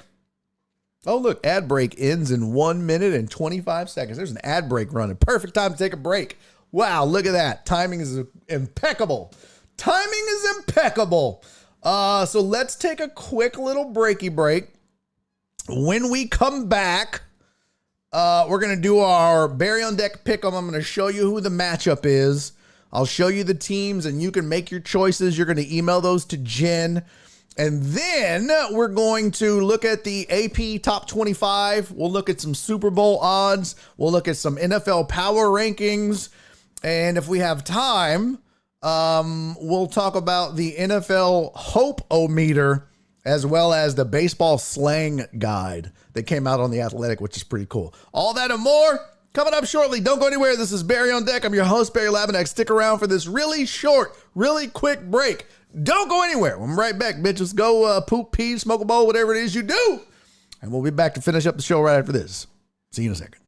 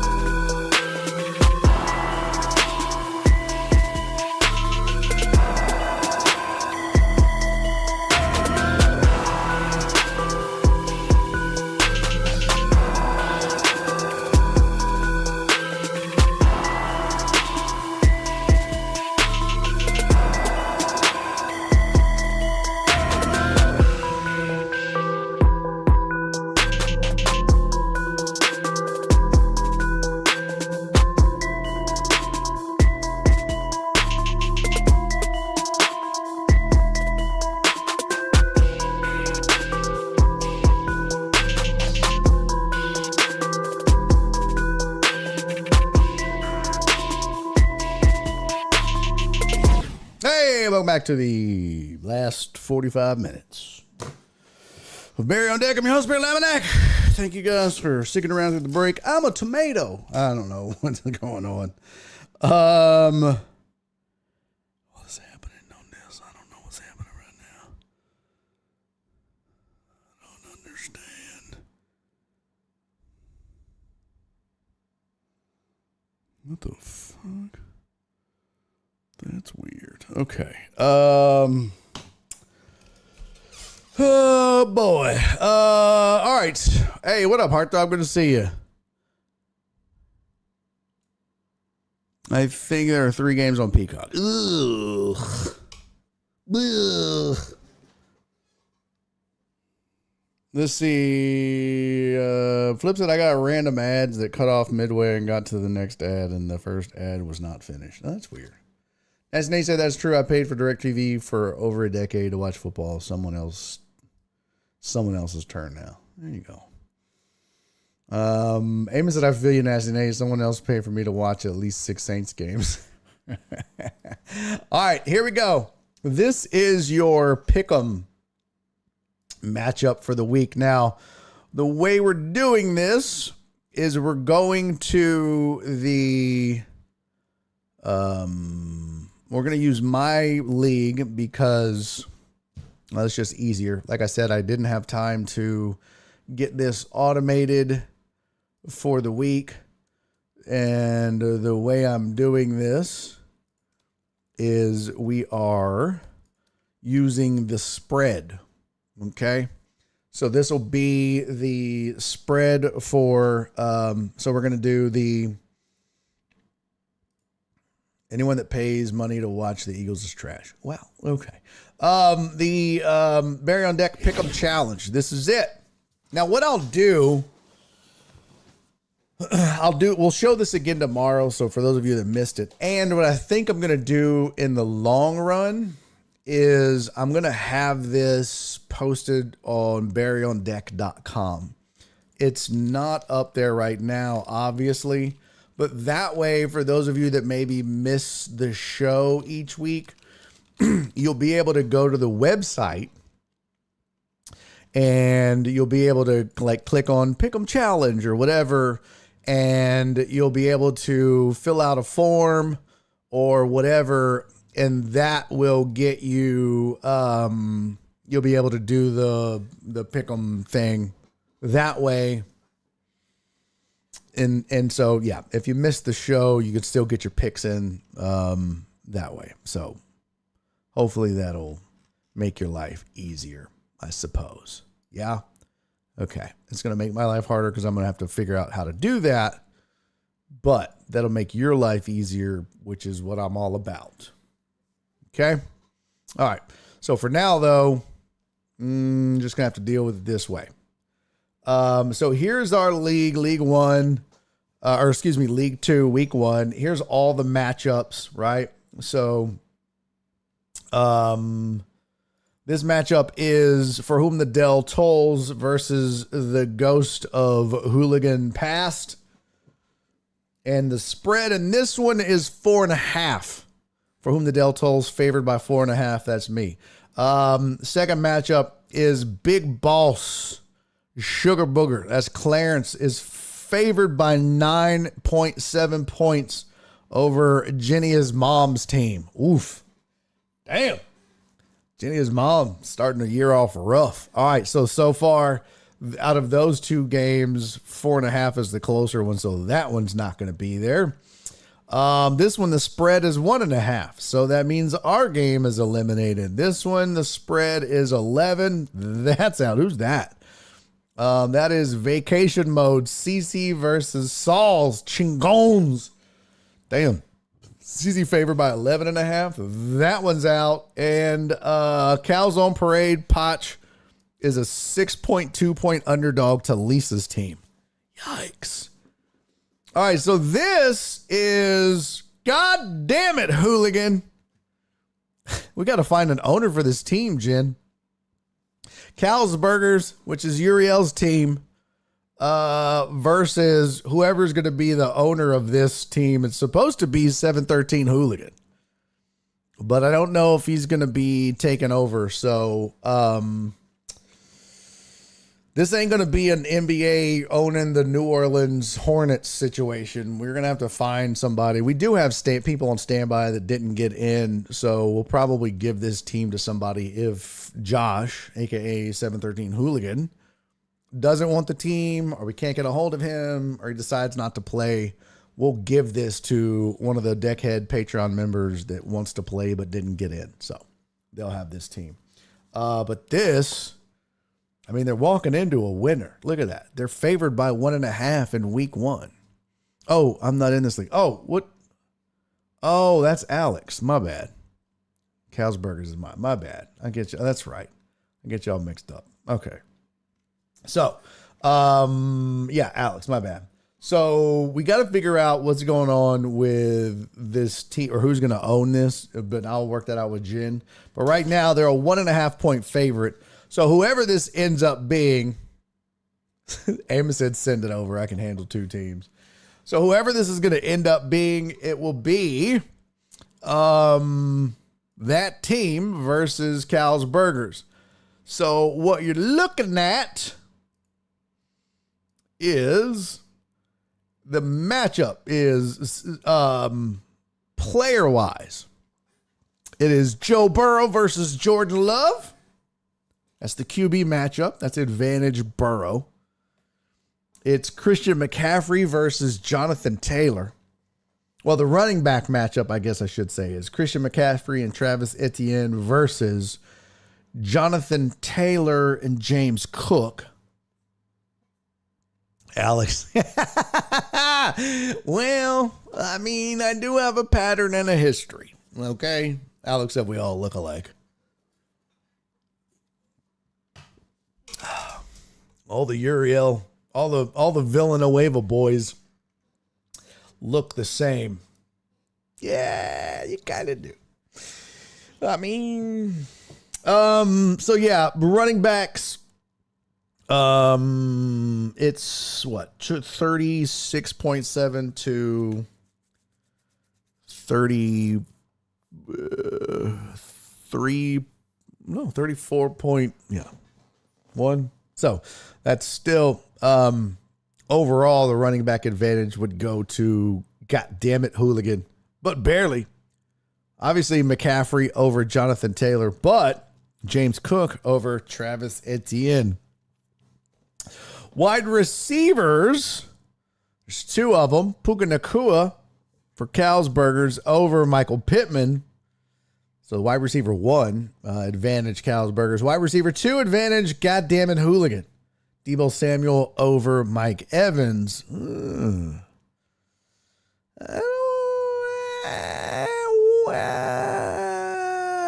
We'll see. We'll see. I kind of like that matchup. It's Washington. It's at home for Tampa. It's at home for the Niners. Okay. That's a good Jets defense, though. Debo. All right. Tight end matchup, Evan Ingram versus Trey McBride. Advantage, Cal's Burgers. Flex position, Stephon Diggs versus DJ Moore. Advantage, Cal's Burgers. And then team defense, Lions versus Jets. Advantage, Cal's Burgers. And then kicking is Cairo Santos versus Greg Zuerlein. Advantage, goddammit Hooligan. Total points, 125.5 to 124. So, goddammit Hooligans, total points, even though he has, 1, 2, 3, 4 versus 1, 2, 3, 4, 5. So, he's only favored in 4 of the positional matchups. But the point totals, overall, he's got more total points. So, if you want to see the benches, just in case that matters to you, goddammit Hooligans bench is, let me see if I can see this here. Najee Harris, Jalen Warren, Brock Purdy, Ladd McConkey, Dallas Goedert, Brock Bowers, and Gabe Davis. And Carlsberger's bench is Chris Godwin, Deontay Johnson, Jaden Reed, Jacoby Myers, Marquise Brown, Kirk Cousins, and Damian Pierce. So, there you go. That's God damn it, Hooligan's got a nice little squad. They got a nice little bench. Nice little squad. All right, so there you go. That's the matchup. So what you're going to do,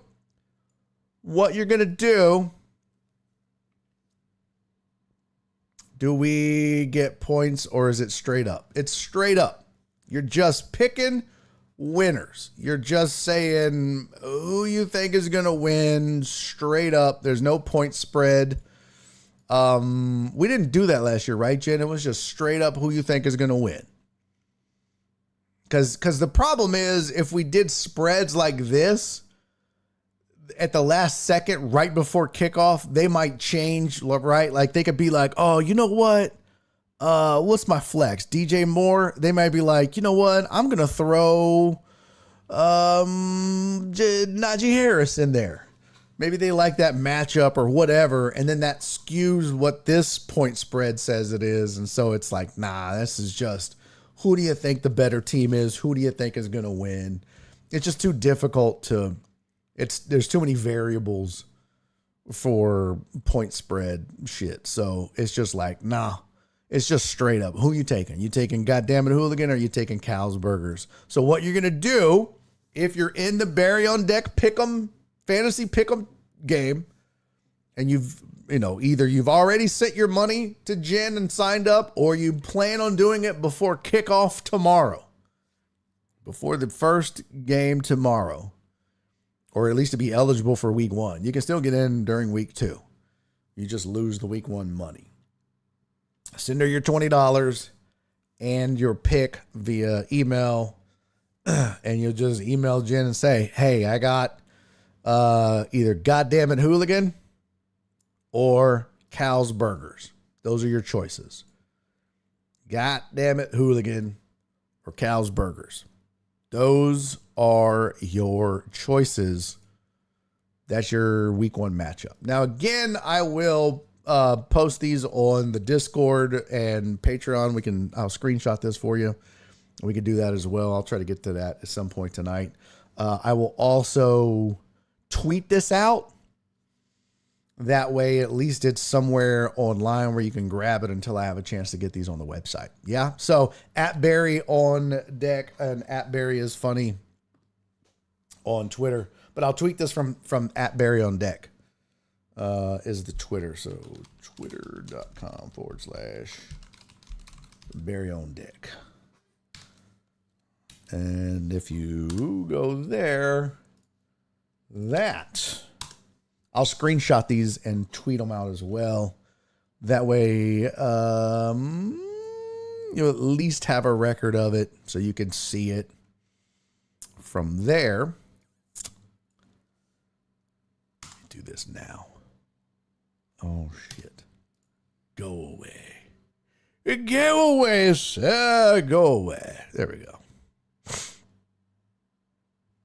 All right. Week 1. Oh, you regular bitch. Sir, how dare you, sir?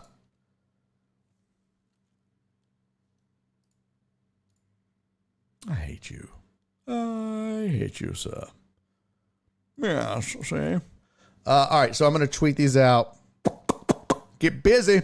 Get them busy. Do I not have my screenshots folder? Where did it go? Huh. I thought for sure I had a little screenshots folder. I guess I don't. Uh-oh. Ah, there we go. Oh, that wasn't it. All right, I'll find it. Hey, what up, Justin? Good to see you, homie. Yeah, so at Barry on Deck on the Twitters or X or whatever. And that's how you can find it as well. Mark said, CC, my pick is in already. All caps. All caps, no cap. Okay. What is the crime? Enjoying a succulent Chinese meal? Oh, good times. Good times, sir. Was that my phone? Was that my phone? What was the crime, sir? Okay. Let's get to it. Here is week one. Here is the week one matchup. I'll make sure to get that sent out when the show's over. Yes. Okay. There's the matchup and Dunskies. Now let's take a look at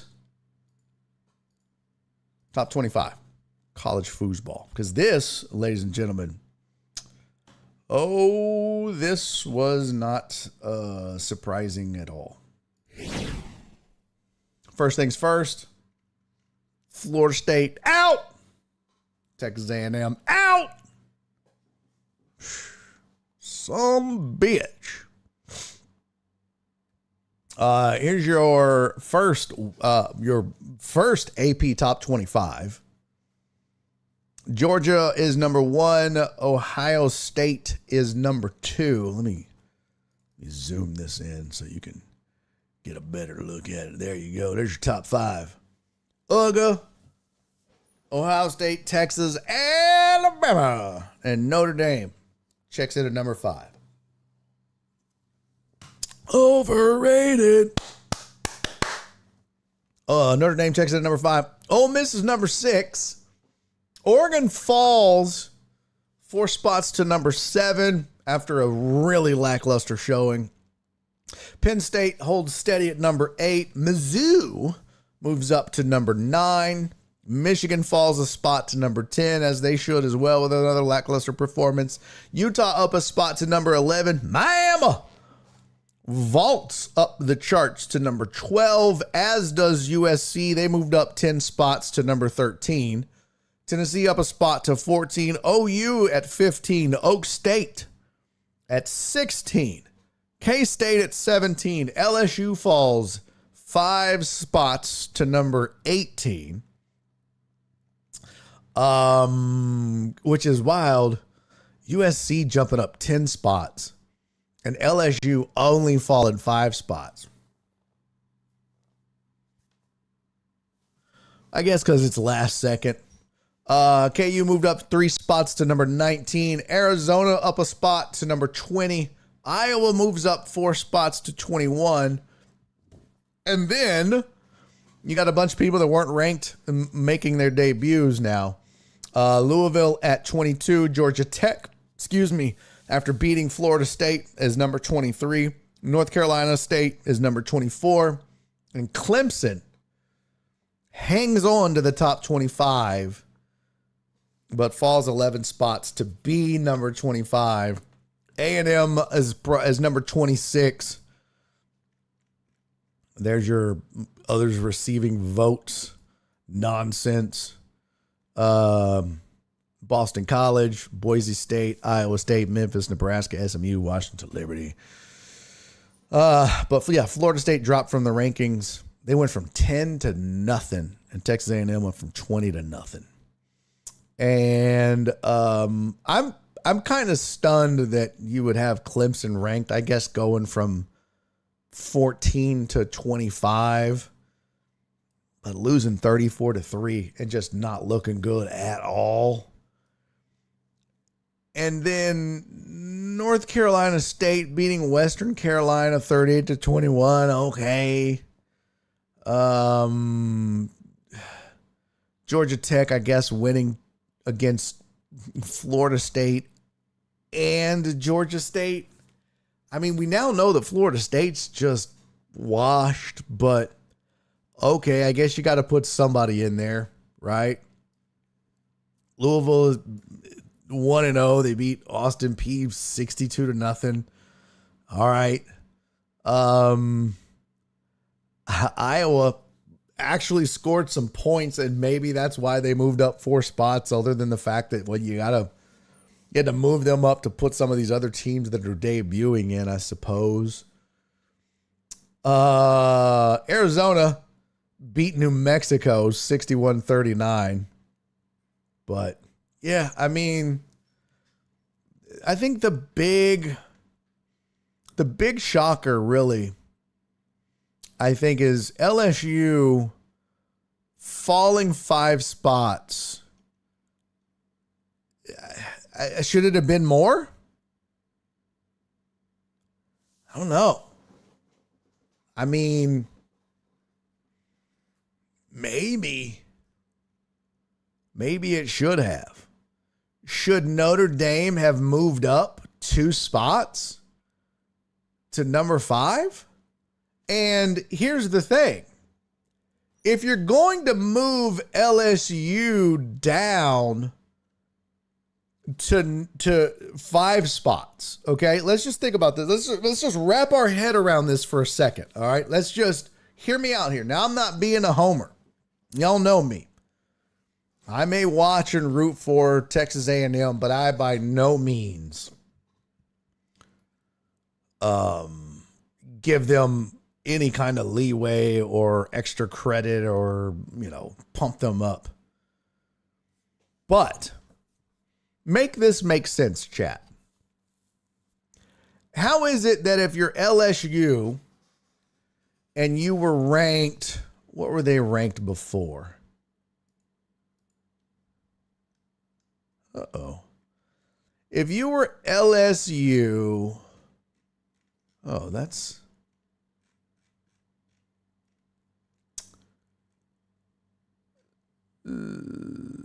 so you were LSU and you were ranked 13th, right? And you lost to the number 23 ranked team in the country. And you lost by a score of 27-20. Got it? Got it. Okay. So you weren't supposed to lose to that team because you were 13 and they were 23. But you did lose by a touchdown late in the game. And you weren't supposed to.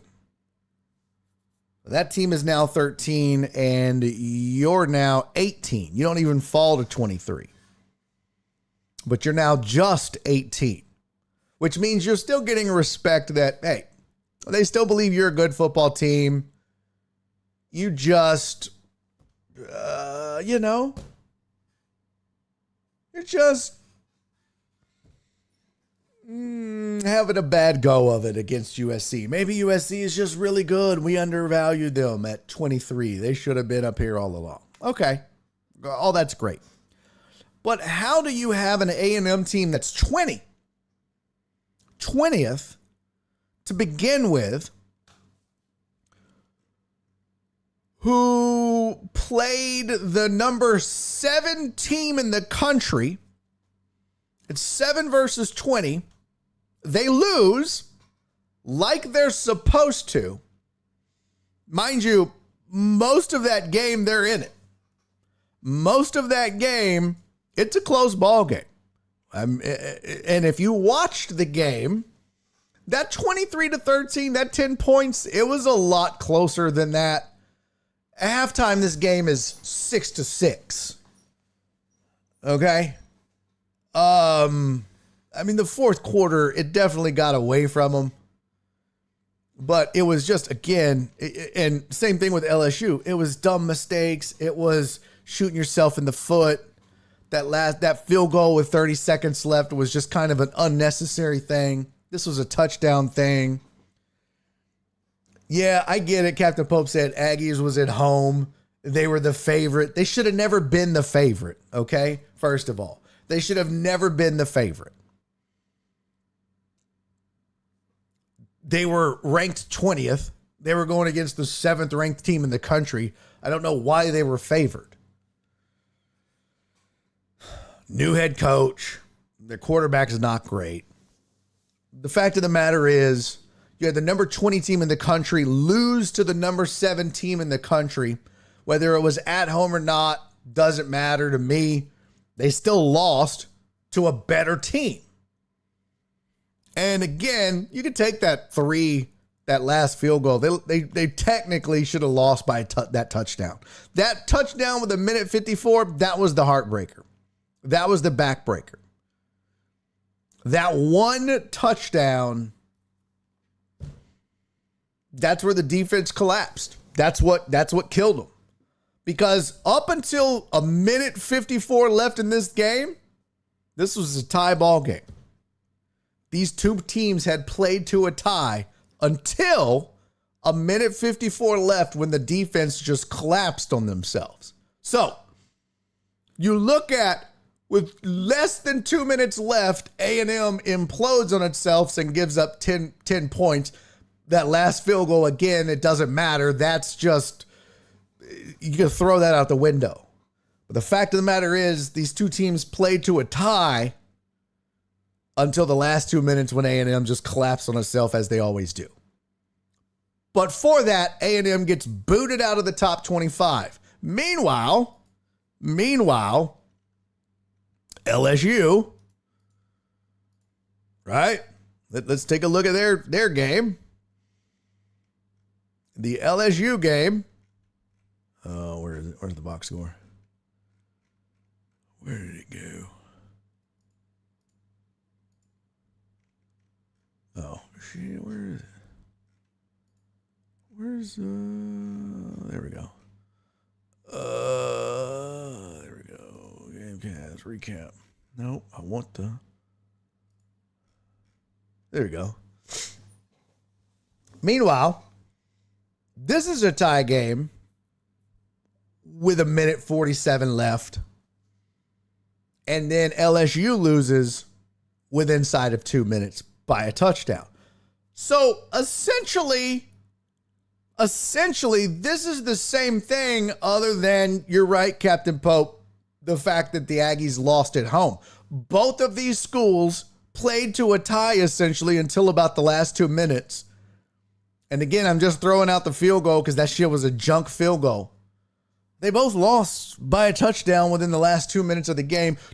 One loss to a team that was already a top 10 team who was actually ranked 7th in the country. The other one lost to a team that was ranked 23rd.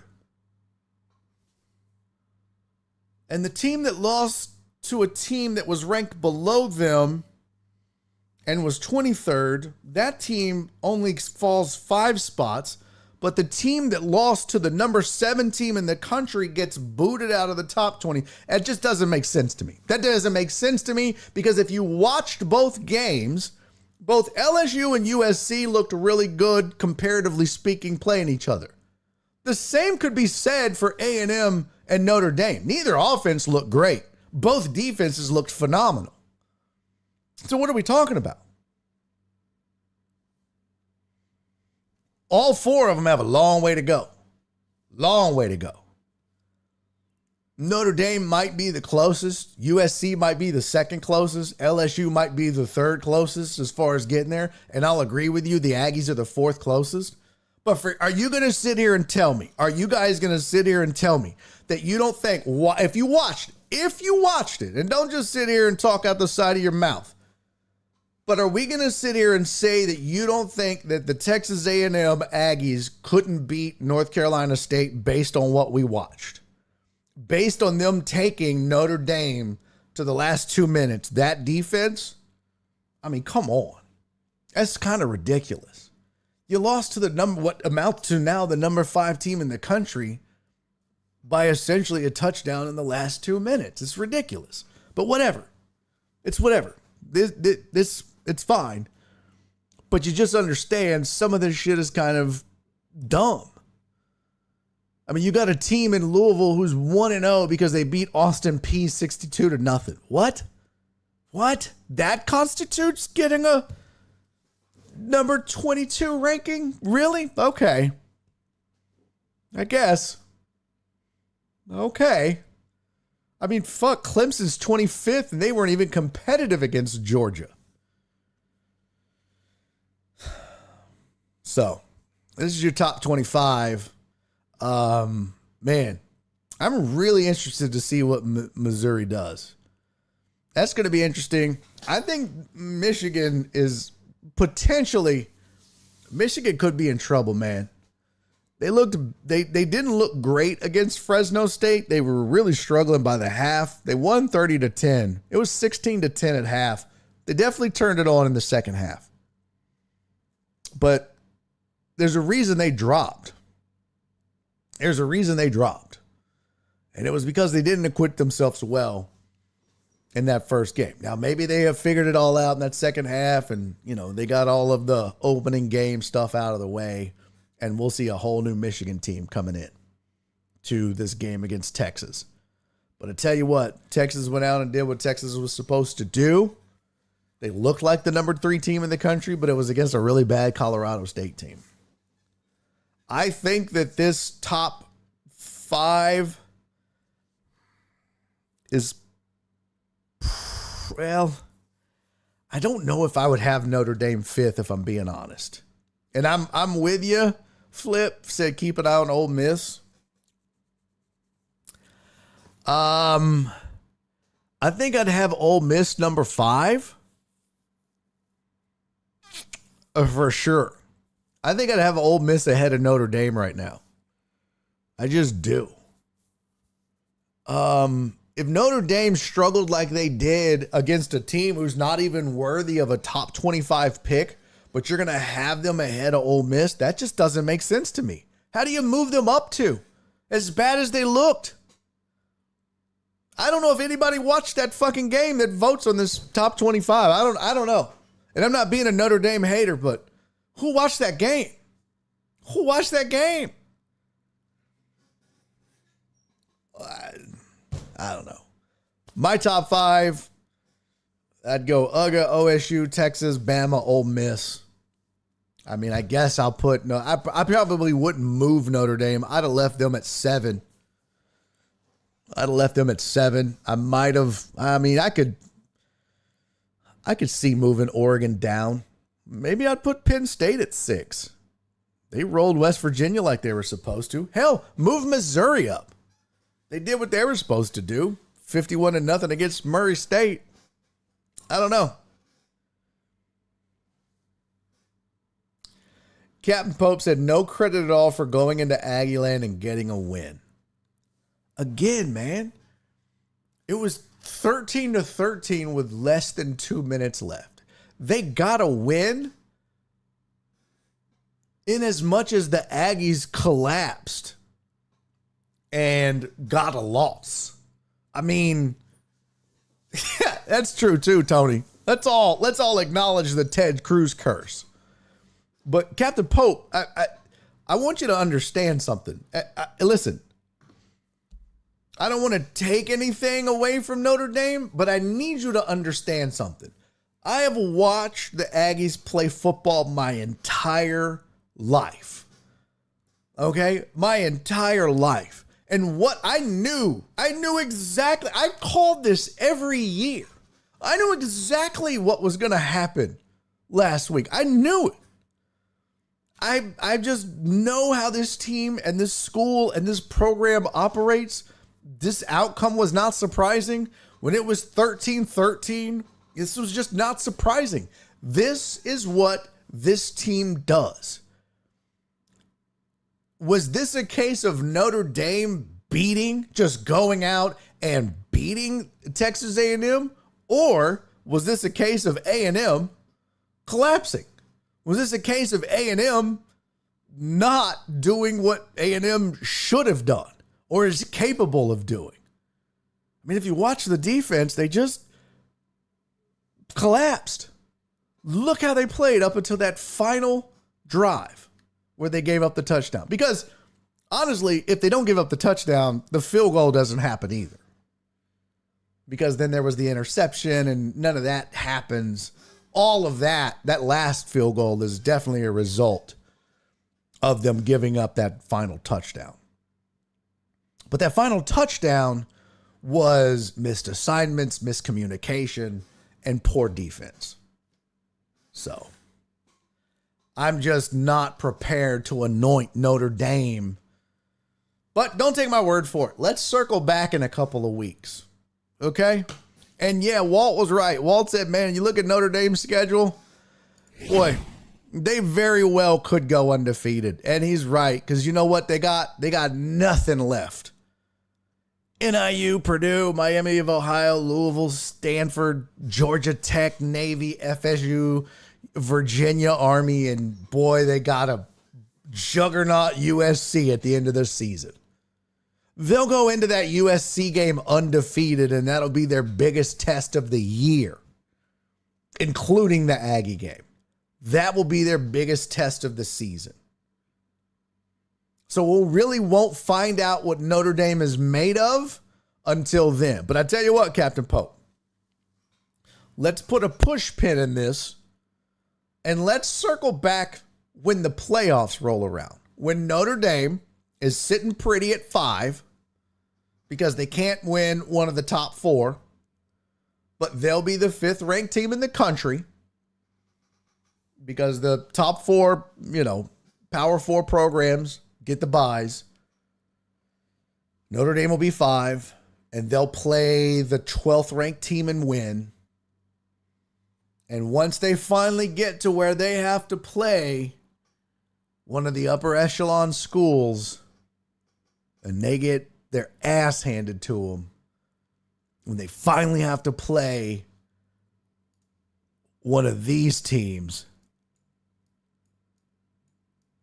then let's talk. Because I'm including Oregon in that. Yes, I'm including all those teams. Then let's talk. But that Aggie team they played, no, fam, that ain't it. That ain't it. Skatey Big said, I feel like someone beats them along the way, but they do have Jesus on their side. That's half the battle. I feel like that's what happened in the game. It was like an Aggie defender was like getting ready to make the tackle, and then he was just like, oh, like what? He just got moved out of the way. I see, that's all makes sense now. Now I know why Captain Pope is defending Notre Dame. Duh. Captain Pope said, I'm saying they're Georgia or Ohio State, just thinking they deserve to move up at least a spot for the win. You want to crown them? Crown their ass. I would invite you. I don't know. Did you watch the game, Captain Pope? I would invite you to go back if you didn't and, maybe watch and see. And if you disagree still, okay. But if you haven't watched the game and you get a chance, go watch and tell me if you think it was a Notre Dame win or an Aggie collapse. Because trust me, a lot of these Aggie losses, these Aggie teams, you got to remember, they have some of the best talent in the country. Year after year, the Aggies have some of the best recruiting classes in the nation. They have some of the best players money could buy prior to NIL and post NIL. But year after year after year, this team has woefully underperformed and collapsed on itself over and over.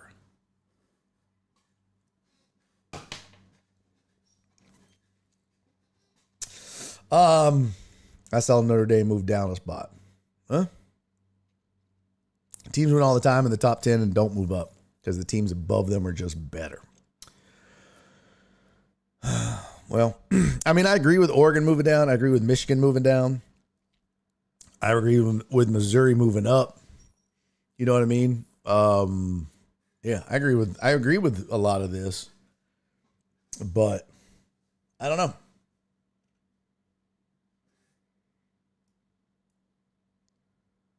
This is crazy, Perry. Perry said, been listening from the start. I got kicked twice today to another stream. I heard someone else mention it today. I couldn't tell you because I was driving. I don't know what's going on. This is getting out of hand. I'm gonna have to. I gotta screenshot this shit.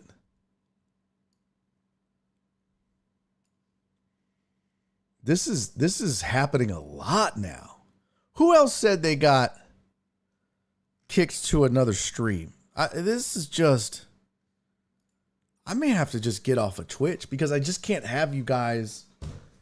I mean, I'm losing you guys left and right.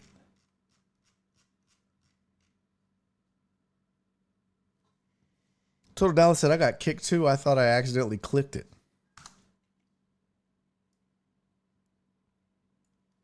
All right. 3 times you got kicked?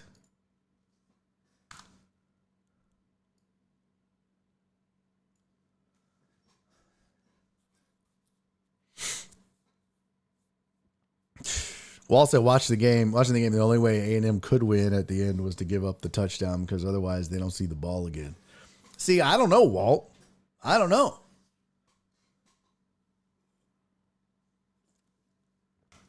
I mean, up until then, dude, their defense was playing pretty well.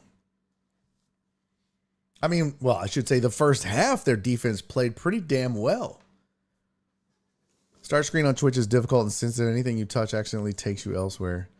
I was driving home. I didn't get kicked, but another stream's audio was merging in with this one for a few minutes. Just backed out and came back. Heck yeah! Hey! Captain Pope gifted a 1-month sub to Perry. Thank you, sir. Much appreciated, Captain Pope. It's always just someone I am following. Really?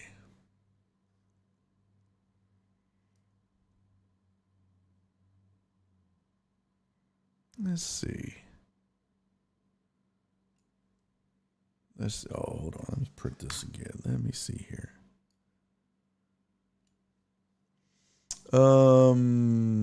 Thank you, Captain Pope. Now he's subbed. I agree, Flip. That's why I lock my screen and just listen to avoid accidentally going to a different stream. But saying that means they really only would have lost by 3. Yeah, I mean, I'm not saying they win.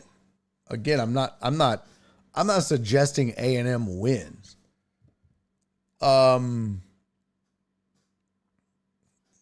Yeah, I by no means think A&M was going to win that football game. I just don't think either one of those teams were that good, I guess is what I'm saying. I certainly don't think Notre Dame was good enough to move up. You think Notre Dame was one of the 5 best teams in the country after that? Really? Okay. Okie dokie. All right. So that's enough arguing about the top 25. Now let's argue about something else. They have the, The Athletic has their power rankings out. And let's take a look at those. See if we agree or disagree on some of this. Here we go. Oh, fuck. We got 4 minutes left. Well, we better hurry up. Here you go. Quickly. Chiefs 1. No doubt. Lions 2. What? That's kind of crazy, isn't it? That's a weird feeling. Tony. Crap list already. So Chiefs 1, Lions 2, Ravens 3. What? Texans 4? I don't want this. No likey. No likey. No thank you. I don't like it. Make it stop. I don't like this. I don't like it.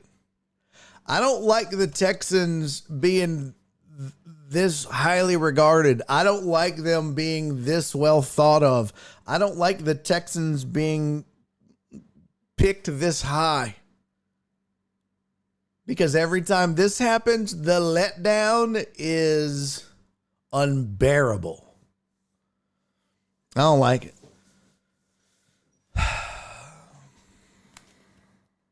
I don't like it. So the Texans are 4th. The Niners are 5th on the power rankings. Packers are 6th. The Cowboys are 7th. The Bills are 8th. Bengals are 9th. And Fly Eagles Fly is 10th. These are power rankings, not Super Bowl odds or anything like that. All right, just power rankings. And power rankings are just who's best right now. Browns are 11, Rams are 12, Jets are 13, Dolphins 14, Falcons 15. Look at that. Bears are 16, Chargers are 17. I'm kind of shocked that the Bears are that high. That's a lot of expectations on Caleb Williams. Will he live up to it? Bears 16, Chargers 17. Colts 18, Seahawks 19, Steelers 20. I think that might be a little bit low. Watch.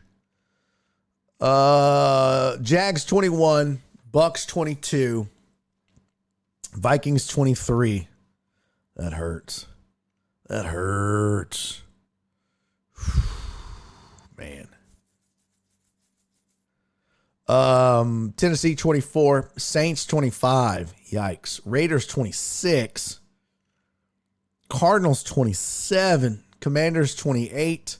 Panthers 29. Ugh. Broncos 30. Giants 31. Good Lord. The Patriots. My. This is what happens when you sell your soul to the devil. The Patriots are the worst team in football right now. 32. All right, what stands out? What do you think? What's the worst? What is the worst? Huh? Yeah.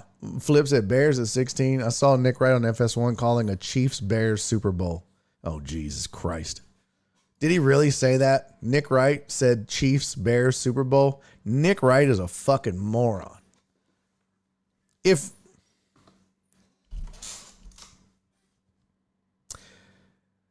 Nick Wright honestly said that it will be a Chiefs-Bears Super Bowl, Nick Wright is a fucking moron. Clip it, mark it down, put it on the interwebs, send it to him. From one Houstonian to another. I'm assuming he's a Houstonian. I know he came up here in the media business, as did I. Nick, buddy, we don't know each other. Well, we came up in similar media circles here in Houston, Texas. So from one former Houston media guy to another former Houston media guy, you're a fucking moron. Chiefs, Bears, Super Bowl. Well, at least you're making a lot of money for saying outlandish shit, dude. Good for you. Good for you. Fucking idiot.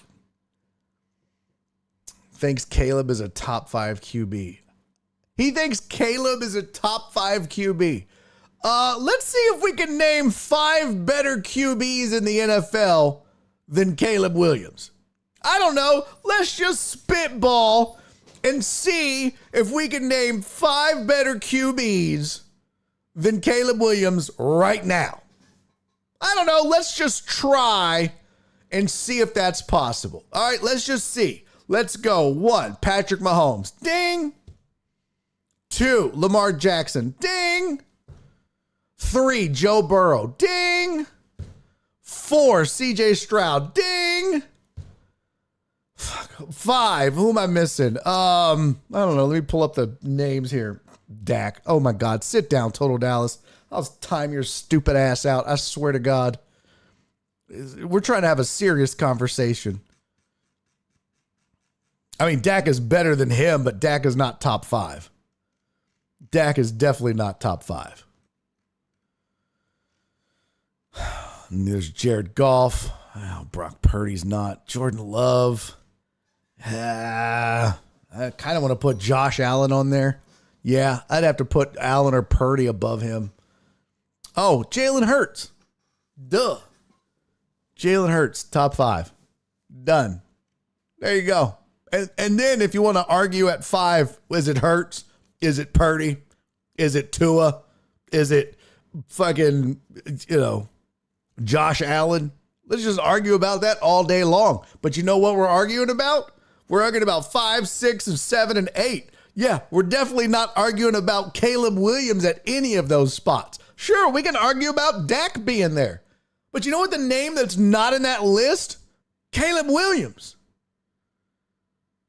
At all. Jesus Christ, man. What a dumb fucking take. Is he that desperate for attention? Is this show that bad? That he's just like, man, I don't know. I got to pull me some Stephen A out of my ass. Caleb Williams is top 5 QB. Fuck, dude. What a dumbass take. I think Nick Wright's from Missouri. I don't care where he's from. He's from fucking Pluto. Because he obviously don't know shit about football on this earth. This fucking planet. His takes are from outer space, obviously. Caleb Williams is already a top 5 QB. What a dipshit. That's stupid. That's just stupid.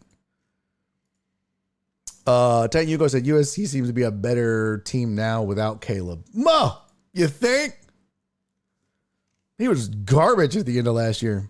Texans are probably the biggest hype job since what? Last year's Eagles. You shut your whore mouth, Titan Hugo. You shut your whore mouth. Shut it.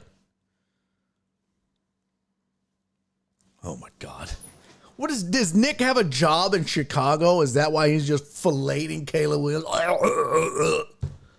Oh, Caleb. Jesus Christ. All right, I gotta go. What a moron. I gotta go figure out what the fuck is wrong with Twitch and why they're killing my goddamn stream with their bullshit.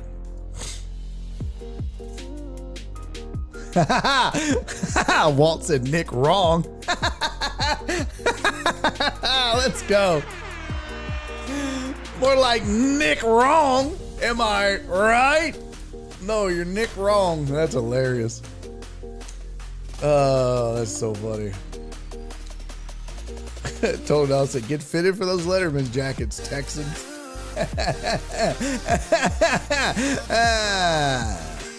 Okay. Why don't you just worry about not being 4th in your division, Total Dallas?